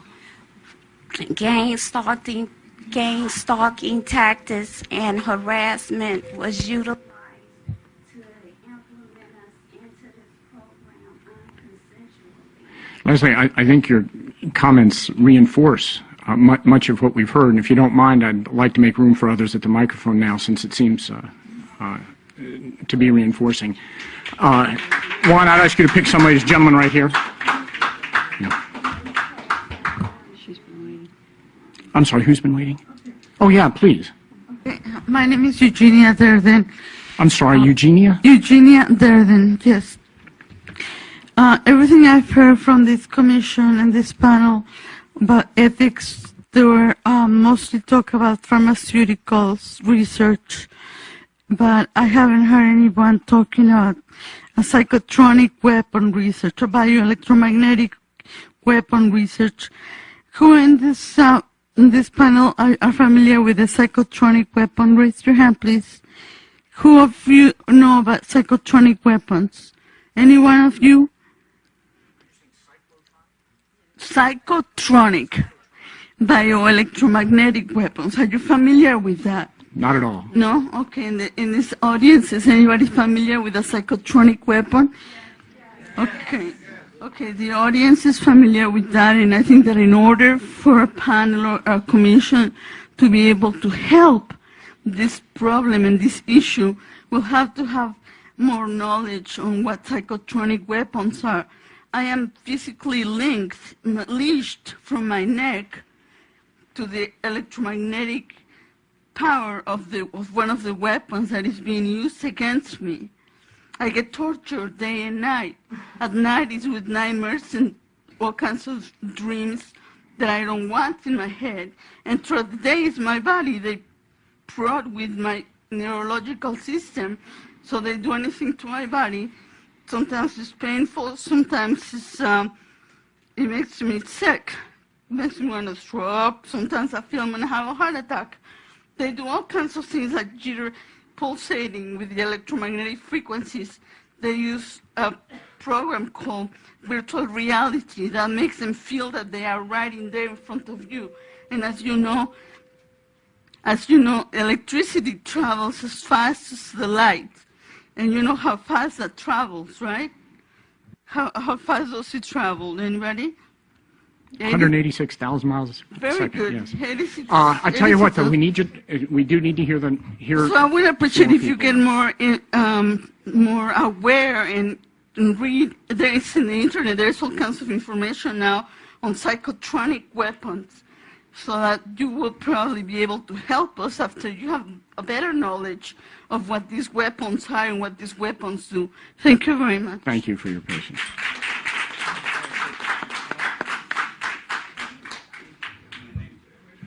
Hi, my name's Kevin Canada, and I can't say it's a joy to be here because I would much rather be someplace else besides here. I would much rather be not a targeted individual, which I have been for the past 8 years. I believe my nightmare started at a VA hospital.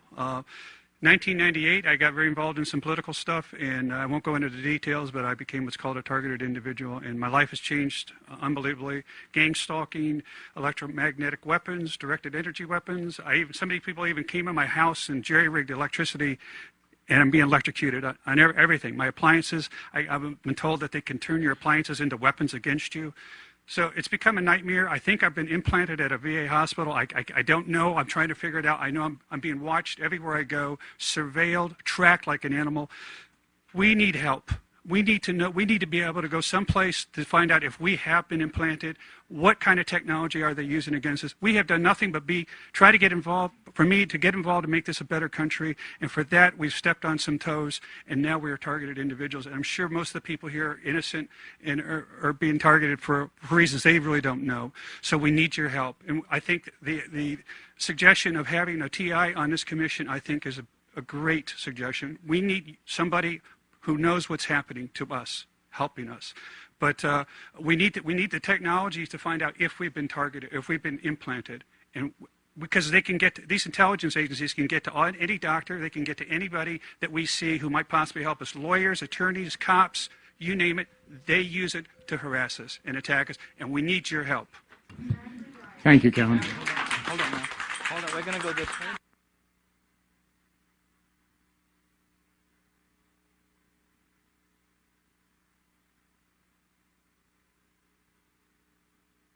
Hello, I'm Rose Kopinski from Madison, Wisconsin. I know you would like to hear a little bit about my story. Often when I'm with people, the perpetrators leave me alone, perhaps to make it look like it's my imagination. And then often when I am alone, they start hurting me, they start fatiguing me. I wanted to say quickly to help the light bulb go off for you, there's always been a continual mysterious missing amounts of billions or trillions in the Pentagon budget, and try to think where that money might be going. There has been a story about, the naughty contractors charging $100 for a hammer. I believe that may be a cover story. I think that as you were saying, I think that the contractors for the Pentagon have gotten very proliferative. That's not what you were saying, but you were talking about, shutting down or dealing with egregious or abusive situations in research. And I want to say, think about it for a minute. You're very intelligent. Do you think in the past things have gone on? Do you think there is nothing going on right now? Really? Zero? Zilcho? Come on. That would be foolish. That would be, that would be somewhat stupid. I'm sorry. That would be deluded. And read Galashek in the Name of Science to hear about the history. Read current things like Nick Begich, Controlling the Human Mind, subtitle Tools for Political Control or Tools for Peak Performance. And again, I think it's just an issue of money, money, money, and it's gotten out of control. Thank you. I think this is going to be our last one. I'll tell you what, I want to take, is there a woman right behind you? We'll take you also. Why don't we do these last two questions, okay? Okay. Thank you. Yes, my name is Liliana Connor, and I have also been subjected to these technologies. I think that the Commission is studying the issue of informed consent, and that is a right, a human right that we all should have, even if these are classified operations. All persons should have the right of informed consent so that they could either decline participating in such studies or otherwise opt out if they're informed at a later date that they have been subjected to these studies. And non-consensual experimentation is a total violation of human rights. It should be outlawed, any non-consensual experimentation.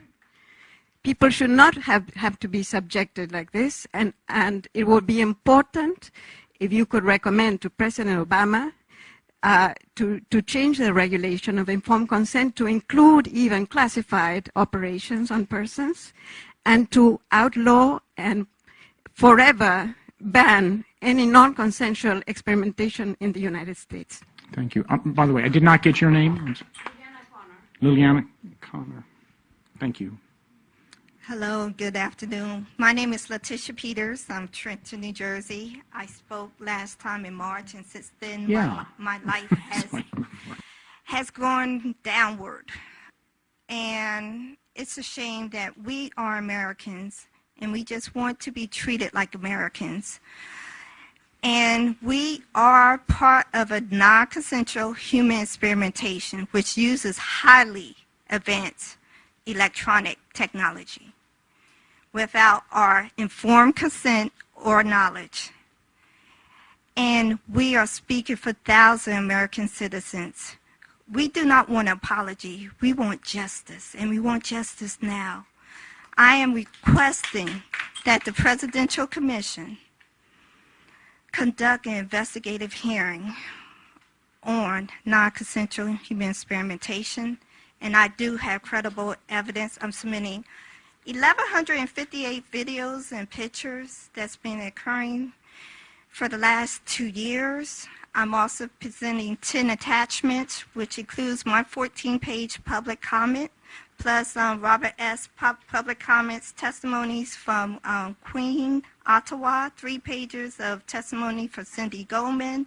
I actually have a 16-page letter from Japan for the Technological Crime Victims Network.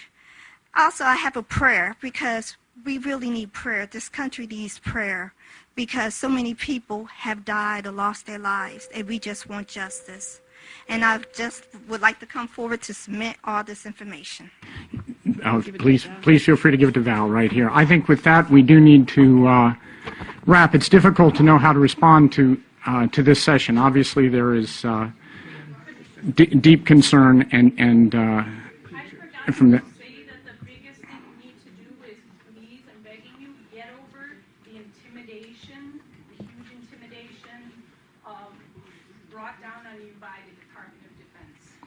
Thank you.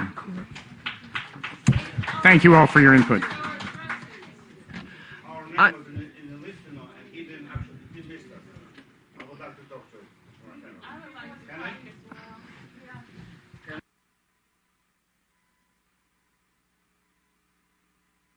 How many, Val, how many were on the, we really got those on the list. I'm so sorry. I tell you what, we do have ways to submit through the website. Is that correct? So we do get a chance to read that, but you're going to need to remind me what the site address is for everybody. Oh, it's right up there. So you can submit, and you must. Please do submit on that, okay? So thank you. I think we're... Just 1 second. I believe it's been done with purpose. Did you ever receive my letter? We really... Did you receive my letter, Liz? Yes, we did. Did you receive it? I would like to have the answer. Torture. Do you... I'm sorry. We have them. I'm sorry. Please. We do have Do you your... receive my letters? Yes.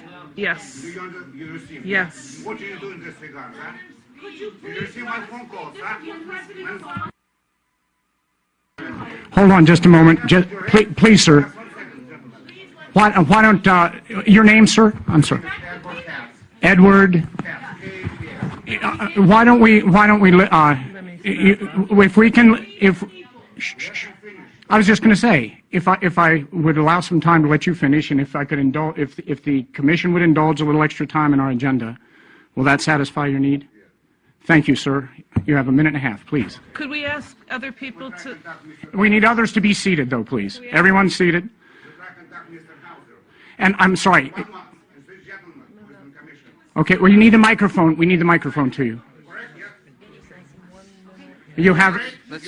You afraid to talk to me? No. Yes, you are. I'm sorry. I had asked you, please, to... I was happy to give you time in front of the commission. It doesn't sound like that's what you want. Okay, why don't you take the microphone, and we'll give you a minute and a half like everyone else. You need the microphone so we can have a record. And please give us your name again. My name is Edward Katz. Edward? I'm from Palo Alto, California. Okay. Calmly, please. Tell us your story or tell us your comment, please. We did send the name Mrs. Amy Goodman. Okay. A horrifying letter, which has been actually supported by the video statement. Oh, my. This video statement shows up acts of physical torture by use of brain implants. All my family received while we moved to Bay Area, California, and settled right next to the Stanford Research, including my children. Two boys been implanted in optic nerves, and blah, blah, blah.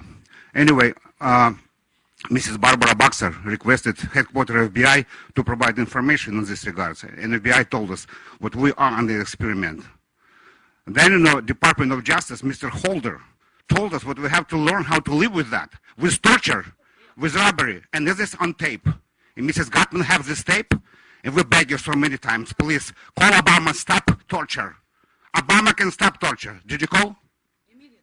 Did you call Obama? We're asking you, stop torture. Physical torture, please. Yeah, please. We Inhumane torture. Just take a look at this picture, people. Okay. This is, thank you very much. Especially we came from Soviet Union. Especially we came from the communist bloc, here for the freedom and what they did to my babies. It's a horrific, obviously horrific story, and I think we can. Val can take it. She's our head staff person. Thank you very much. Edward, I thank you for your civility I thank you for your civility in presenting to us, and I think with that we should stand adjourned. So thank you all very, very much for a good day. Bye bye.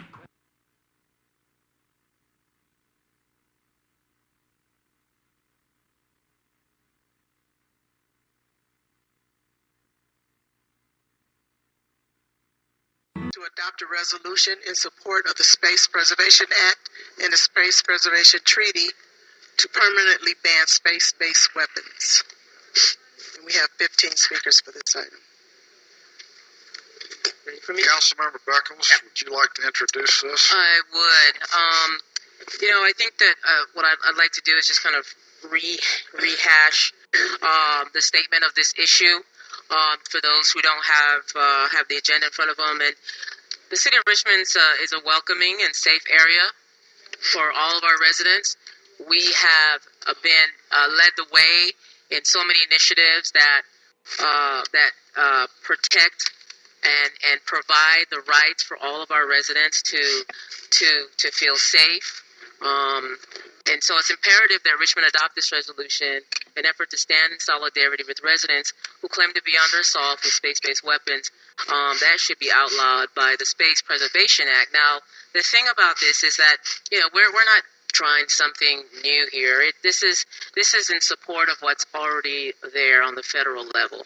So we're saying as a council, we support this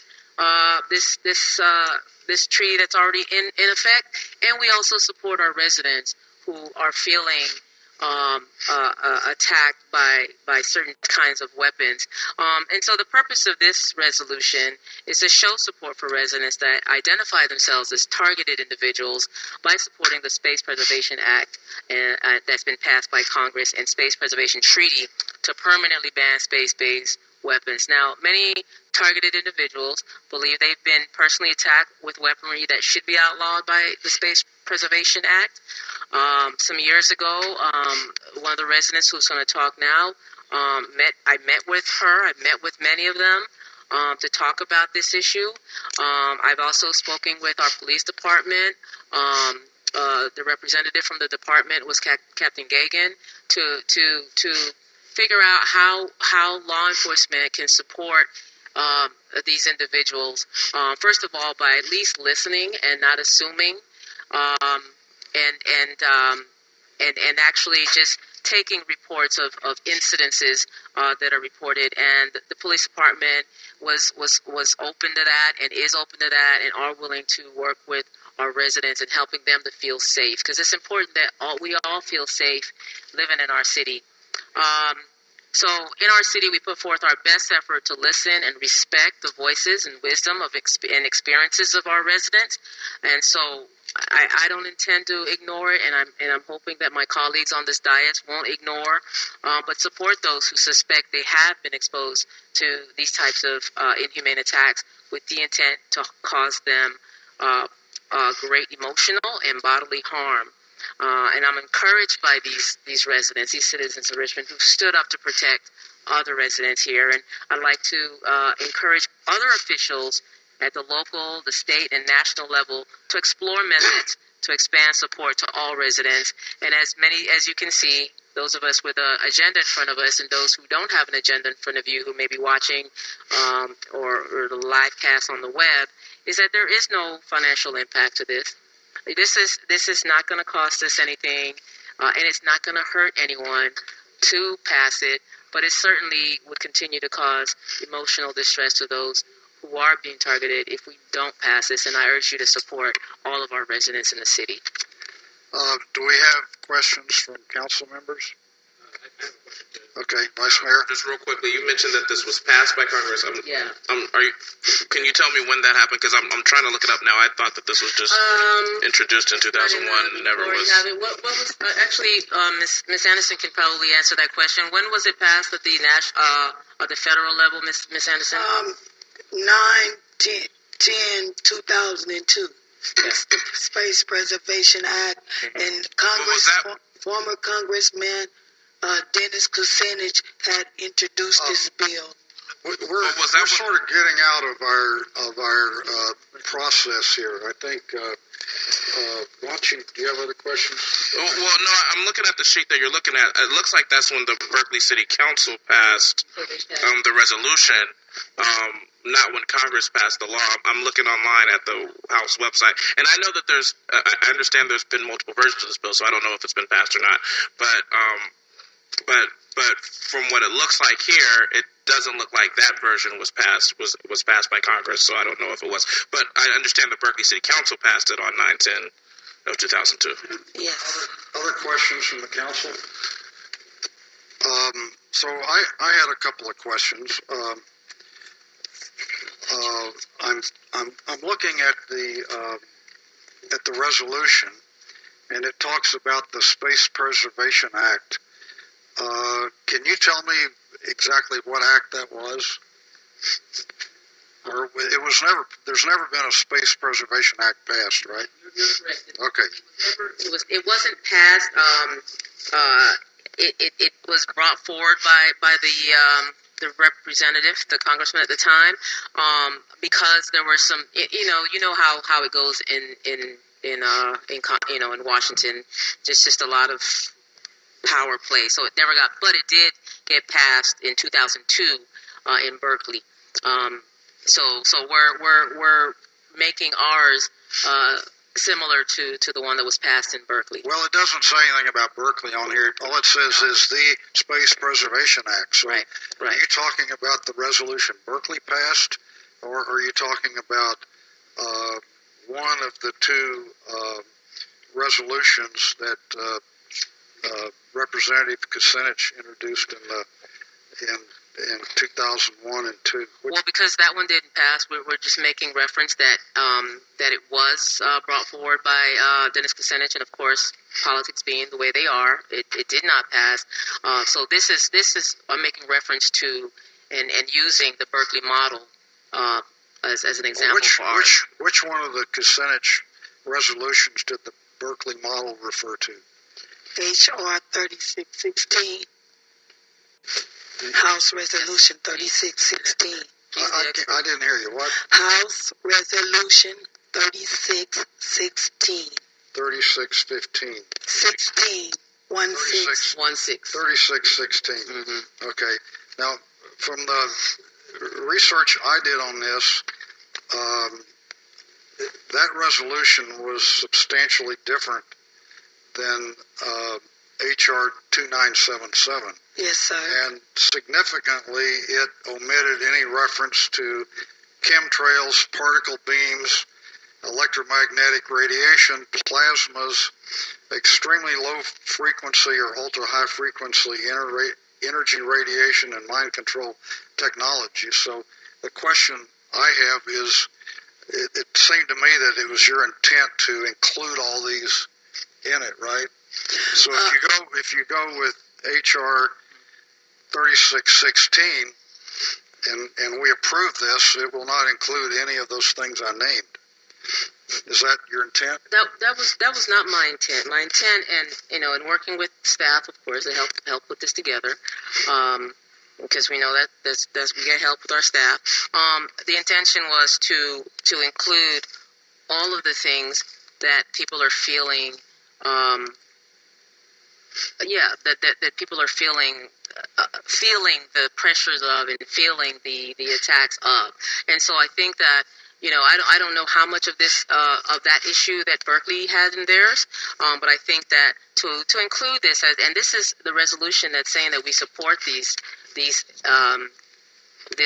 treaty, this act, then I'd like to have it in there because again, to me it's important that we defend, that we support, and that we protect our residents. And so if these are the things that residents are saying they're feeling, yes, then it should be in there. All Berkeley did, I'm looking at the Berkeley resolution, and it just says, it is the will of the Council in the City of Berkeley that the U.S. Senate and House of Representatives enact and the U.S. President sign and enforce the Space Preservation Act.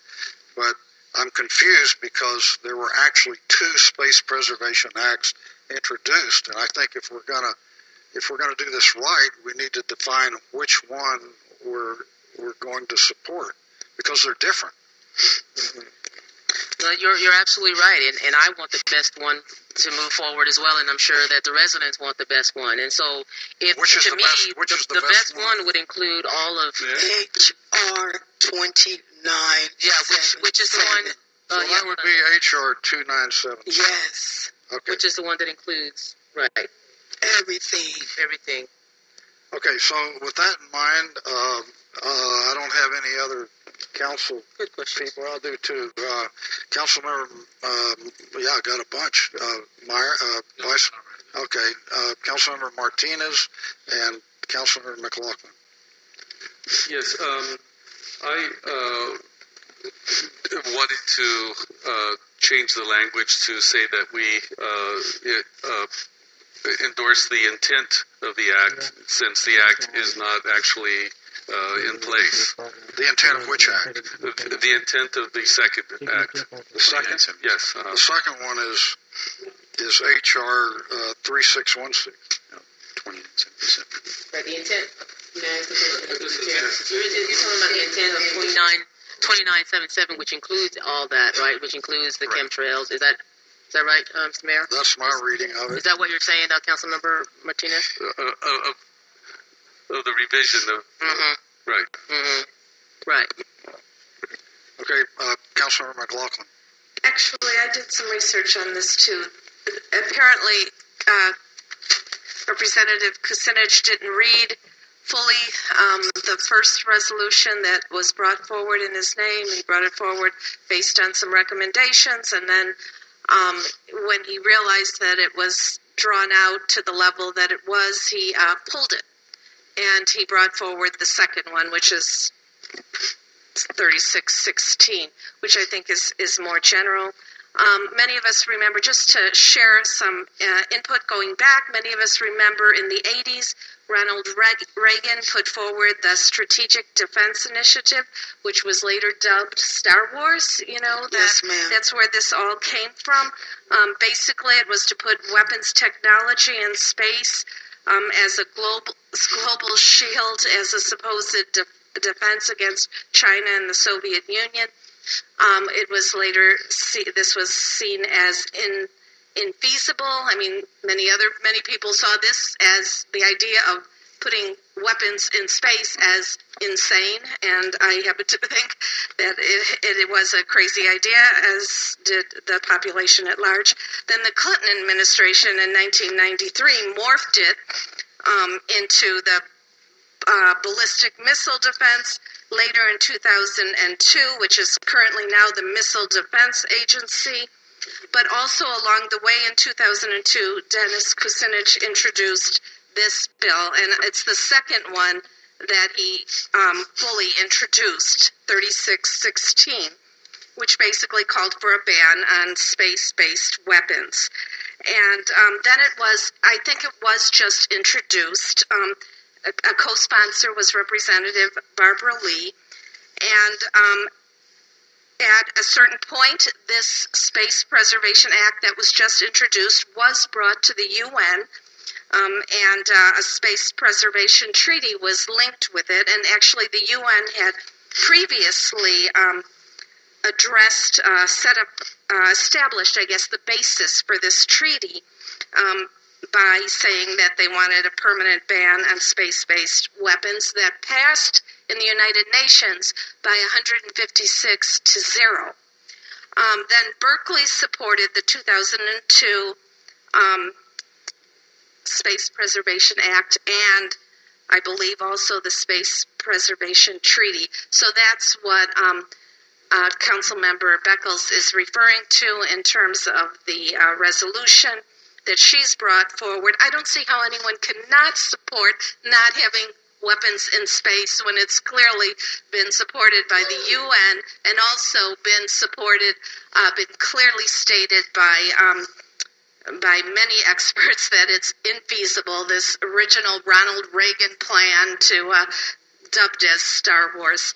I think the resolution is fine as it is. It basically says, the well-being of our residents is of importance to us, and it also, it doesn't, state pro or con in terms of what individuals are saying, but it just refers to the fact that our residents deserve, to be protected, and in general, it states that space-based weapons is something that the city of Richmond does not support. Amy Lee Anderson. Yes. So could you come to the podium over here to speak, please? Your name?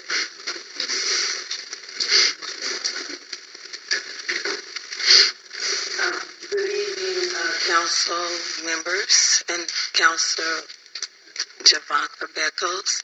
I really want to thank you for not deviating your plan, because I went on your Facebook and I saw why you came in office, and you never deviated your plan. You said as you wanted to first, put the community first.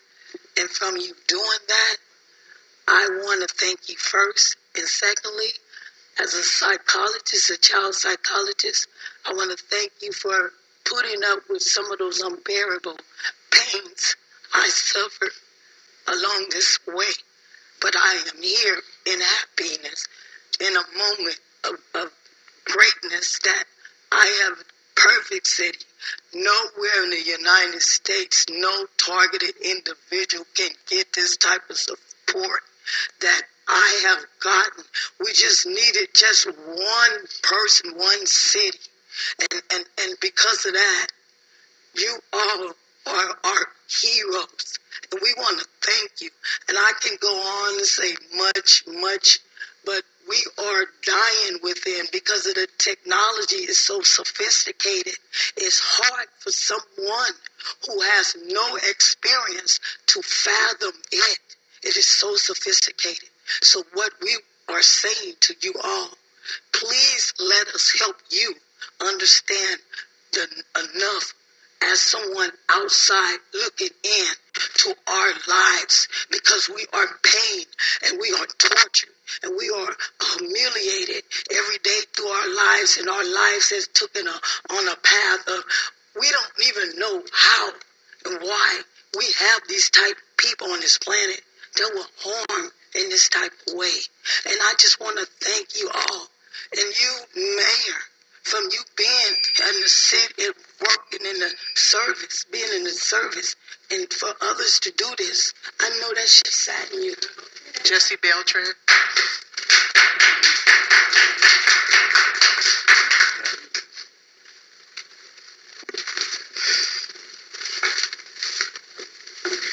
Greetings, Mayor, Vice Mayor, and City Council members. My name is Jesse Beltran. I'm the president of the International Center Against the Abuse of Covert Technologies.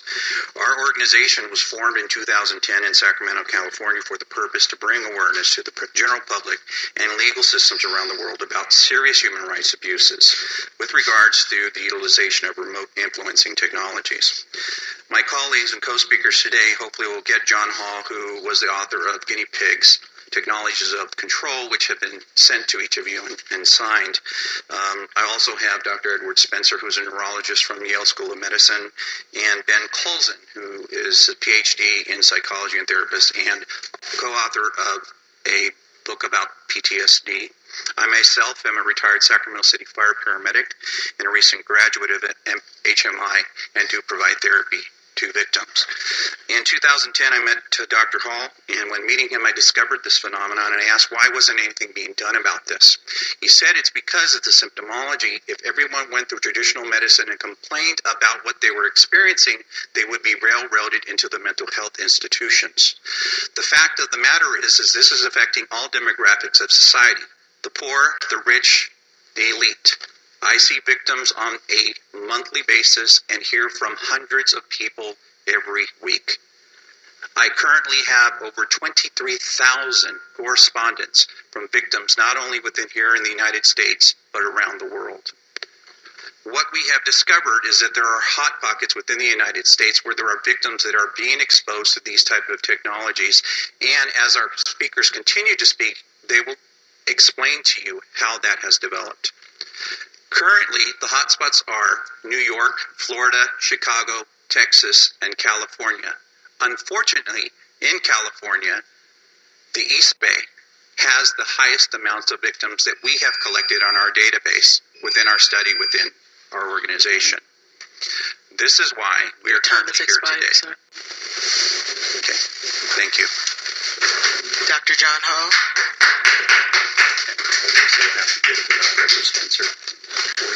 Dr. John Hall. Electronically not here, right? Yeah, Dr. Hall is unable to be reached right now, so we're going to have Dr. Edward Spencer here.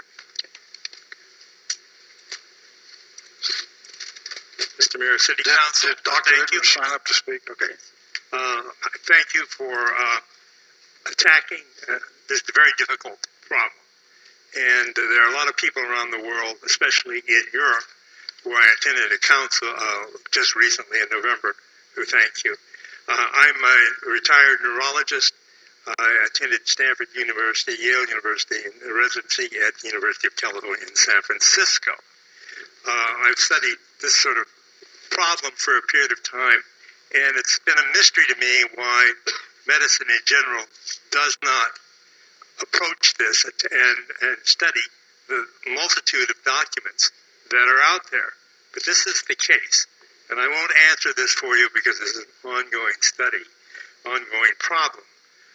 This is really a intense technology, essentially what might be described as EEG heterodyning, that the entire electrical activity of a human brain can be captured in this supercomputer and certainly processed and then put back into someone else.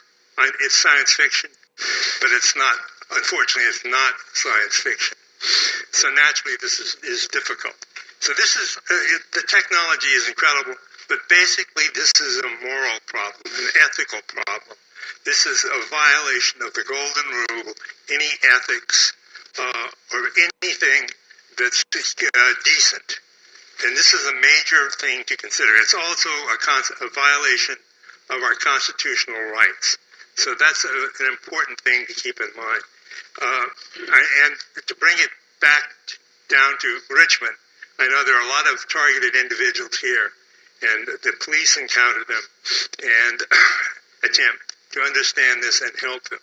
The medical community is hobbled by not having a differential diagnosis. In many of the psychiatric disorders, they should say, rule out psychotronic illness or disorders, but they don't. So they can't face it at all. Thank you. Ben Collinson.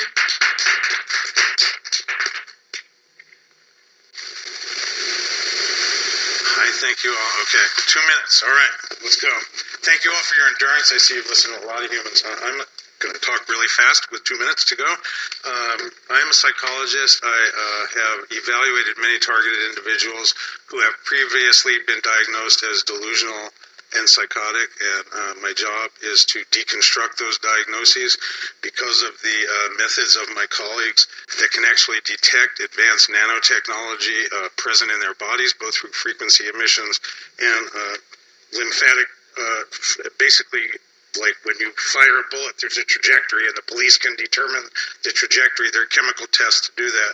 I was just going to very quickly, since it's 2 minutes, this is this month's issue of Smithsonian Magazine, which says the future is here. Brain-to-brain communication is real.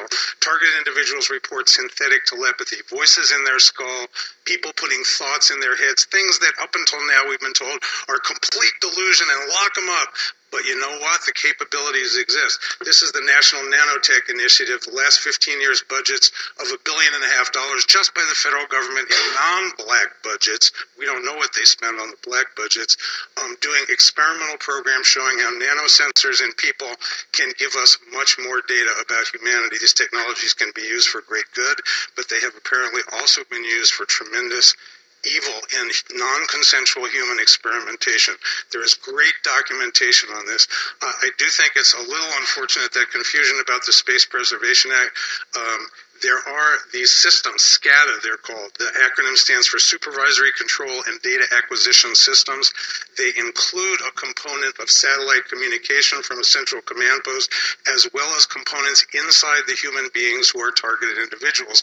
So although there is a component of these weapon systems, and they are clearly weapon systems by the major nations on Earth, there's an arms race on for the mind at this time. Control of the human mind. The Human Brain Initiative is part of it. If I only have 2 minutes, I have to stop there. I hope you will listen to these people. They are suffering greatly as non-consensual experimentees. A question really quickly to the speaker. Could you repeat the names of those two references that you gave, the magazines? Could you give me the names of those again, please? The first one, the current issue of the Smithsonian Magazine, the mainstream magazine, which in this month's issue says communicating brain to brain, and this is merely what they are releasing publicly. The majority of the most advanced weapon systems are classified, and we don't know the full capabilities. This is just the supplemental to the president's budget. This year's the National Nanotechnology Initiative, and what I didn't get to say in my 2 minutes is the National Registry of Environmental Professionals which certifies people to do all kinds of environmental quality testing, has just certified SCADA, Supervisory Control and Data Administration Systems, as something that needs to be studied for its environmental impact on on the environment in general. And I am part of the HSCADA task force, how these SCADA systems are impacting human beings. And there are thousands of reports from targeted individuals that crimes are being committed against them. And my intention in coming here tonight was to support their claims so that law enforcement, with as much support from political... I think she asked you the names of the magazines. Oh, so, okay. Yeah. So. Thank you very much. Lisa Becker. Hi, good evening. My name is Lisa Becker, and I came here from Racine, Wisconsin. I have been a victim of this technology for 14 years. I have been tortured for 14 years. My Justice Department has failed me. My executive branch has failed me. My senators have failed me. My congressmen have failed me. You are the only people in this country that have the courage to even put this on the agenda. That's why I flew all this way, to thank you and to address you. This is torture, and it is enslavement. And any one of these people can tell you the same thing. We have suffered desperately, and I'm sorry if I'm emotional, but I'm very tired. But if you won't save us, save yourselves, because I promise you, this will come back to every one of you. Every one of us in this country are going to be tapped into these computer systems, and you are going to see what this feels like. Do something now while you still can. Thank you. Our next Can I ask a question? Could you be more specific in terms of how you feel that you've been injustice? You mean as far as the Justice Department failing me? Well, in terms of your being a victim. You mean what I'm feeling? Yeah, explain a little bit to me how you perceive yourself as being. I have actual photographs of burns on my body. When I went to my doctor, the response was, how do I know you didn't do that to yourself? How do you even address that? I've passed 2 psychological evaluations, not 1 but 2. The one physician said, you're mentally sound as a bell. He said, I don't have any idea what's going on with you. When I go to sleep, when I go to try to sleep, I feel like I'm being lit up like a Christmas tree. I feel every cell in my body just bouncing out of my body. I can't even describe it. I get electric shock of my rectum. I get electric shock up my nose. I've woken up with burns on the end of my tongue. I've had burns on the palms of both of my hands. I vibrate. I can barely hold a piece of paper without quivering. Does that answer your question? I'm trying to find what's the source of the... The source are these exotic weapons. They talk about, in 2977, they talk about the space weapons, space-based weapons. Basically, in that document, it talks about exotic weapons. That's what we're talking about. And the fact of the matter is, they did complete that global surveillance network. My cousin worked for the Defense Department. She worked on the global mapping of that system. And when I told her what I was going through, all she could say was, you're on your own. Well, I figured that out. If you would please, I urge you to pass this. I realize you can't enforce it, but if you would pass it, it might give other communities the courage to do the same thing and show our Defense Department we are not the enemy. We are not to be attacked. We are not terrorists. Most of us are defenseless women. Okay, thank you. Good evening, everyone. I'm Derek Robinson, director of a human rights group called Freedom from Covert Harassment and Surveillance. In regards to the Space Preservation Act resolution that's before you, many of us have traveled here today to say thanks very much for listening and responding to so many that have come to you over the past couple of years. This is a momentous occasion for our organization and for humanity. You're one of the very few governing authorities that have considered the dangers of psychotronic technologies. Research in this area has been ongoing since the 50s by government agencies, corporations, criminal elements, religious cults, etc. But only since the arrival of the internet has this Holocaust been made known to thousands of people who have found that they are victims of psychotronic technologies and that they have been surreptitiously victimized by them. And as the devices proliferate and the public becomes more aware of these covert activities, legislation on a local and national level will be needed to address the concerns with regard to a vulnerable society. Your resolution today would be a giant step forward in ensuring the health, safety, and well-being for all people. Thank you. LaQuisha Baker.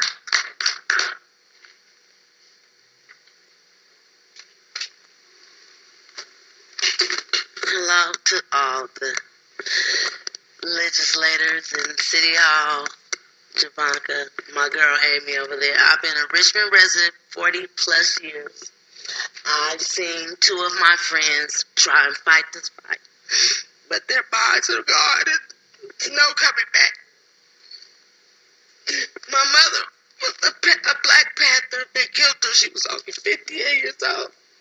And I'm just happy at this moment that somebody in our town, our city, has opened the doors for many people who couldn't make it, didn't make it, and were survivors of it. And I just want to say thank you. Dolores Hall.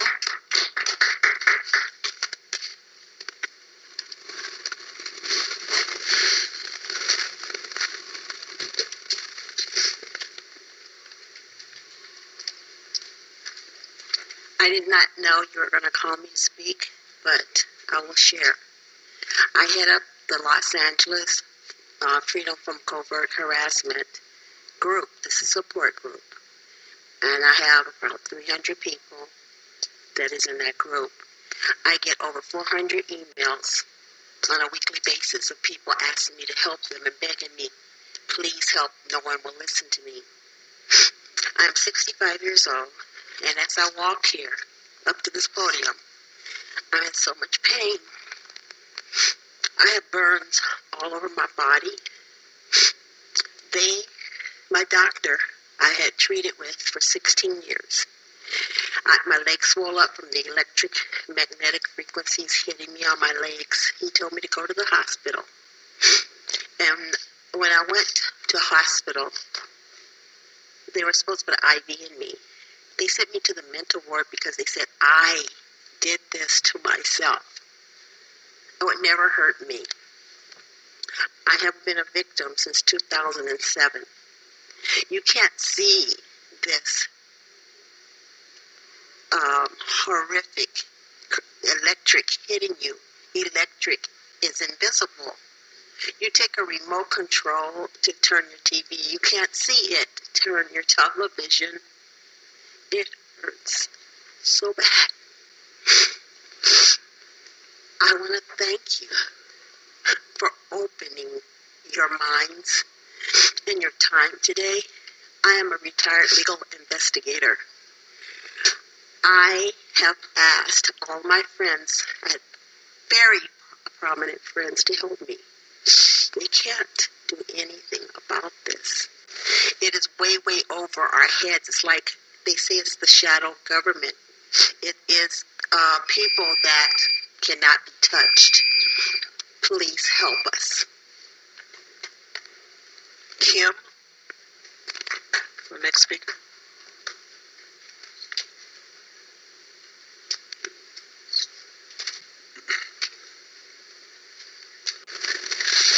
Hello, my name is Kimberly Buckner, and I have been a targeted individual for a very long time. The things I have experienced due to being targeted, they have been unreal. But however, I can personally attest that this is very real indeed. My life has been destroyed in every possible way, and every day has been a struggle for me. I'm very grateful to be before you today due to Amy Anderson's due diligence and to everyone else involved. I thank you, council members, for giving us targeted individuals a chance to speak and to be heard. And I pray that these atrocities will soon be brought to an end. But we need your help. Thank you. Alex?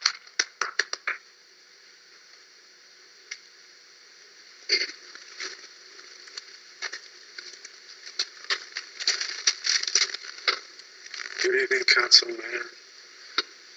Good evening. My name is Alec Rafter. I am an NYU graduate and have spent much of my time working at a financial holding company in San Francisco. I have been a targeted individual for 8 years, 6 months. I'm from Lafayette, California, which is in this county. I am here to support and cooperate with these other speakers are trying to convey. This technology exists and is being used on a mass scale. It is torturous, brutal, and inhumane. It happens everywhere I go. People don't understand the capabilities of this technology. The person I came with here tonight, was being shocked and stabbed in this very room with a directed energy weapon while waiting to speak with the council. My ears are getting frequency tinnitus while I was sitting here waiting for you, as well as a technology called Voice to Skull, developed by Dr. Alan Frey.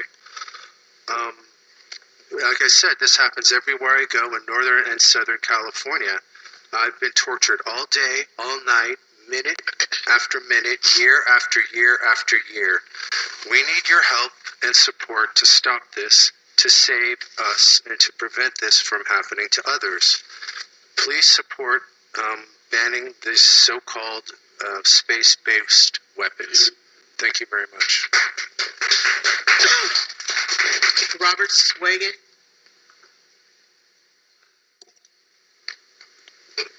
Good evening. My name is Robert Swigan. I live in Modesto, California. I'm here tonight after being targeted for 12 years with direct energy weapons, voice to skull. I wake up in the middle of the night in excruciating pain. There's nobody I could call. There's nobody to help me. You know, I have sometimes suicidal idealization because there's nobody to help. You know, I've been diagnosed schizophrenic and delusional at 53 and 57 years old. You know, I'm a graduate of junior college with a degree in counseling and human service. I commend you people for what you're doing here. And I'm here to support my friends, and I know that this has been very difficult for me and my family. You know, my family, I have 4 children, and one is in prison right now. I suspect he was hit for about 45 minutes, and others will not even talk to me. My family's been fragmented, and I don't tell anybody what's happened to me anymore. It's a dark secret with me. I cannot explain to people what's happening. The police in Modesto are at least talking to me now. They're not taking me down to the mental health facility. I thank you very much for listening to me. Marilyn Langlois?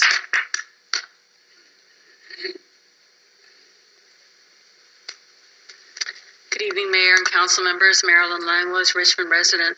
I want to thank Ms. Anderson for bringing this topic forward and bringing so many speakers. I urge you to adopt this resolution.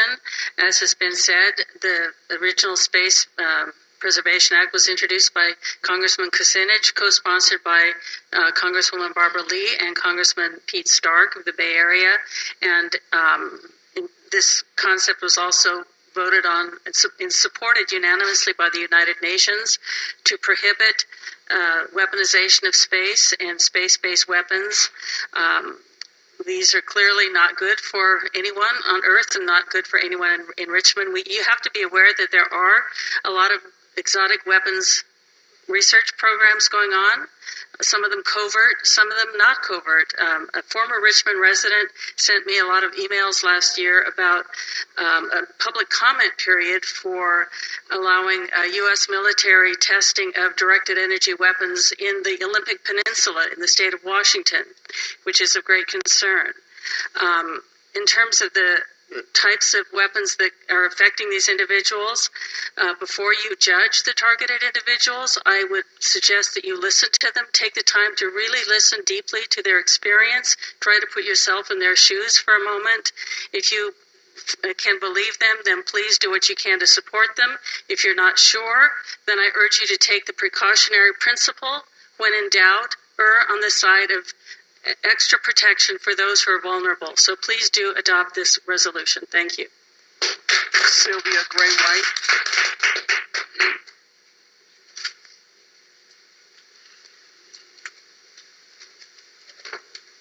It's not the time yet.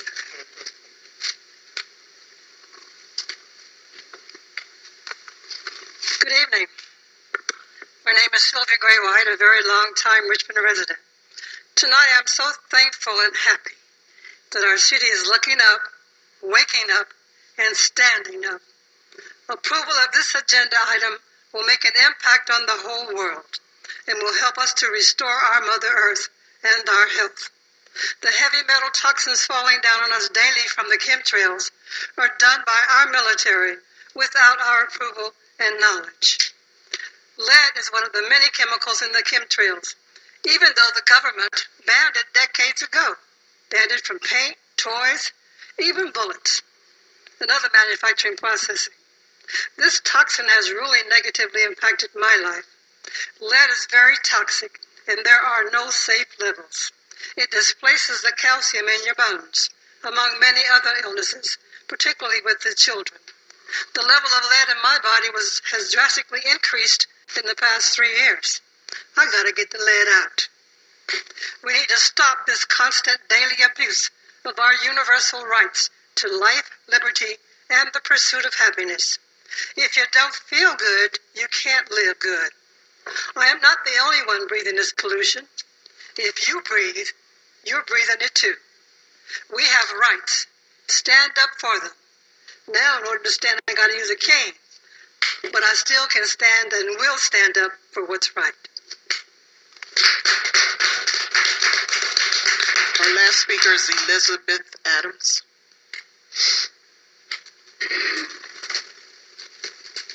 First and foremost, I'd like to pass this cell phone around. This is what electronic burns look like.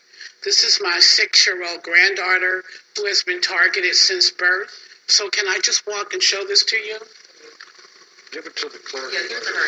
I asked the guard, could you pass this? Be careful that you see. And this was taken less than 30 days ago when we were at Eden Hospital.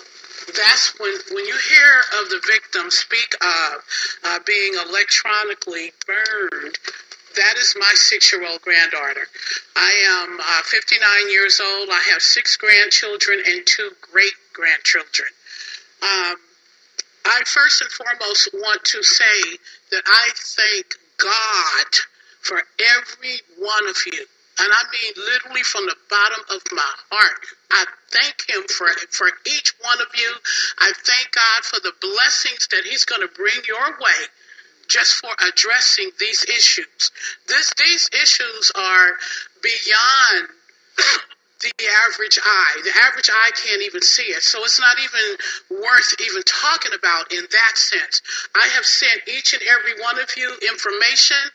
Everything that I sent you is just what you need to know. But there's one more thing left. Your local fusion center. You need to do some deep research into your local fusion center. Just look it up online. That is where you will find information, ill activities of some sort that is going on within, I'm not going to say city government because I can't pinpoint it, but you need to look into your local fusion center. Secondly, mental health of children. May I finish just 2 minutes, please? No, I think we need to give everybody the same amount of time. Okay, no problem. That was the last speaker. I'm a researcher. I also have some evidence of history. Is it possible to comment? Ma'am, if if you didn't sign up, you can't speak. Okay, I have Vice Mayor Meyer. So I was just going to briefly say that the weaponization of space has been as at the history that was described so eloquently by Councilmember McLaughlin is something that I think is extremely immoral, and we should not be, as a nation, engaging in. And so I'm going to support this resolution based on that.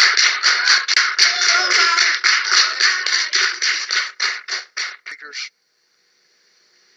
Okay, hearing none, we have a motion. Is there a motion on the floor? Not yet. I can make the motion, sure, that we adopt the resolution that's put before us. Okay, I'll second. Okay, we have a motion, a second. Pinplay has a question or something. Councilmember Pinplay.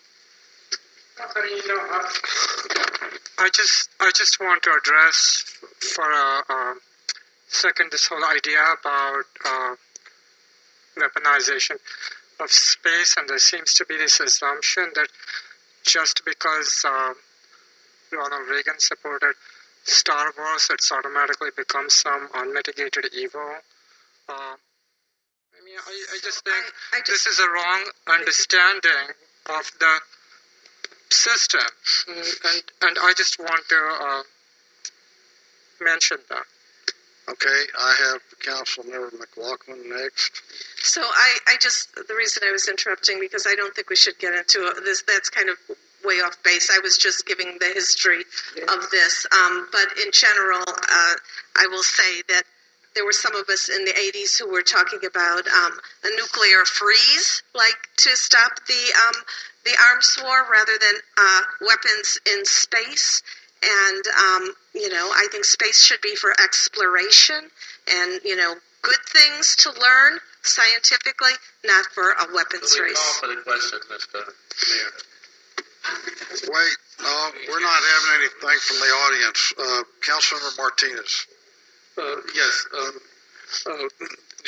Just last week on 60 Minutes, there was a special on a reintroduction of the arms war with people trying to develop missiles to take out communication satellites. But any kind of war effort is wrong. And we need to do whatever we can to stop all war efforts. Now, when I was in university in the 1980s, for a humanities class, I did a paper on a science fiction novel. And what I actually did was I took all of the predictions in this science fiction novel, and then I went to magazines and newspapers, and I was surprised to find that every single prediction in this science fiction novel that was written 20 years earlier had already come true, and they were happening there then in 1980. So it's easy for me to see that things which are wrong can happen because we have the wrong mindset. We have the mindset which is a war mindset, and this proposition that was put forth by Kucinich was to change our attitudes towards one of seeking peace, and that's why I'm endorsing it. Okay, Vice Mayor. Well, I want to say that I do think this debate is on topic because the debate over Star Wars is sort of part of what initiated this, and I think what I would say, and it's been said, is that any sort of, in my view, the idea that we don't have enough tools to kill each other here on Earth, and so that we need to start doing it in space, that just is simply immoral. And, maybe that some wars are unavoidable. That may be true. But whatever we can do to get our country to move away from that mindset and move away from utilizing new methods of war, we should support. So that's why I support this resolution. Okay, if there's nobody else, let's vote. Wait, Councilmember Pimplate? So the motion before us, does that include these things like chemtrails and stuff? Because, or no? Well, I think he's bringing up a good point because I'm really confused. I think that the resolution itself is very simple. It simply says, the City of Richmond hereby supports the Space Preservation Act and companion Space Preservation Treaty to ensure that individuals will not be targets of space-based weapons. So I see that. All the testimony I've heard tonight are about targeted individuals. And so, I mean, I'm confused. Is this about space-based weapons, or is it about targeted individuals? And if individuals are targeted, who is targeting them and why?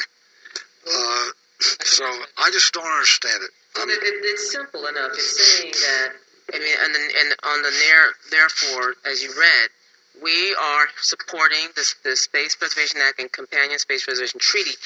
And the reason we're doing this is to ensure that individuals will not be targets of space-based weapons, which is what they're saying. Like, all this stuff is high technology. It's, you know, and so that's what we're adopting here. And you know, I think, you know, whether you believe it or not, one thing that was very clear, and I've met with folks a lot around this issue, and so, and some of them I'm just hearing tonight, but even the ones that I heard tonight, like, just out of compassion, when folks are saying, help us, and us supporting this by adopting this resolution, you know, I think it sends out a message that, you know, we sympathize with you, we support you, and the very least we can do is just pass this resolution to make sure that, you know, you feel the support and love and sympathy that you. Well, look, I sympathize. It's simple. It reads right there, Mayor. That's all we're trying to pass. Okay. What you see before you is what we're trying to pass. So don't complicate it. It's simple. So vote it yes or no.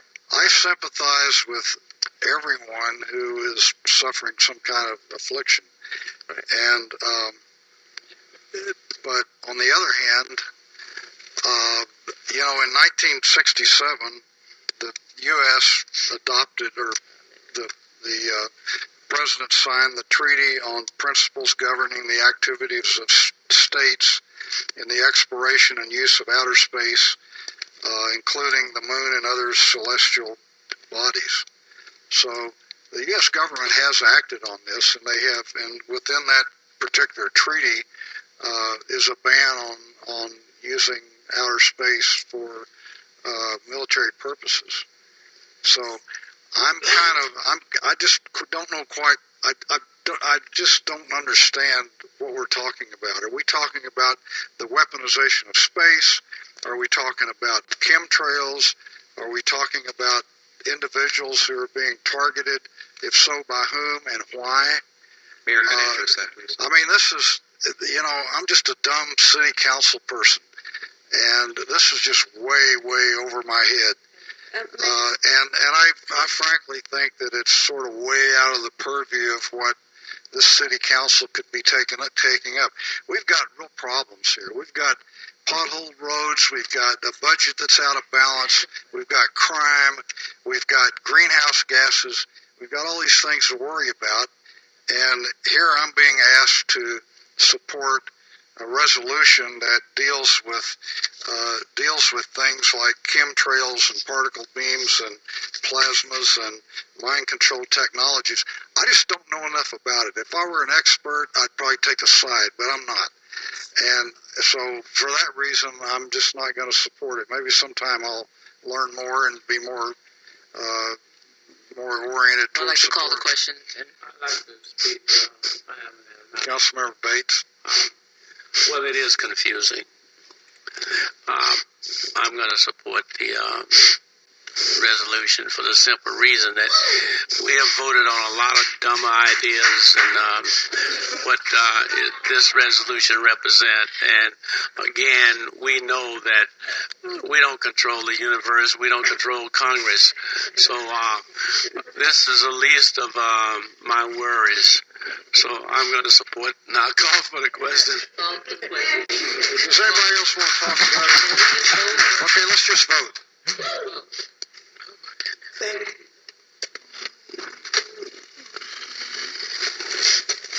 Councilmember Pimplay? No. No. No.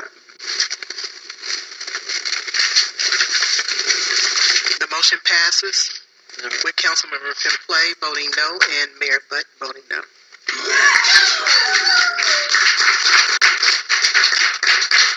Thank you, God. At some point, you'll catch up with space. One reason I voted for it, there was one speaker in opposition to it, so. Okay, let's move on to the next item. I think we have one more left. Item J1 is to direct the city manager to work with the city clerk to develop a schedule to make the agenda packet available to the public 7 days prior to the city council meeting. Stupid yeah, let them go on that. They spent here, they spent the time. That's right.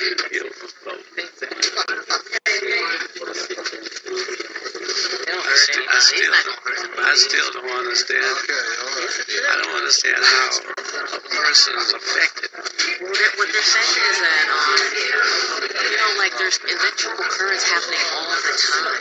And you know what I like?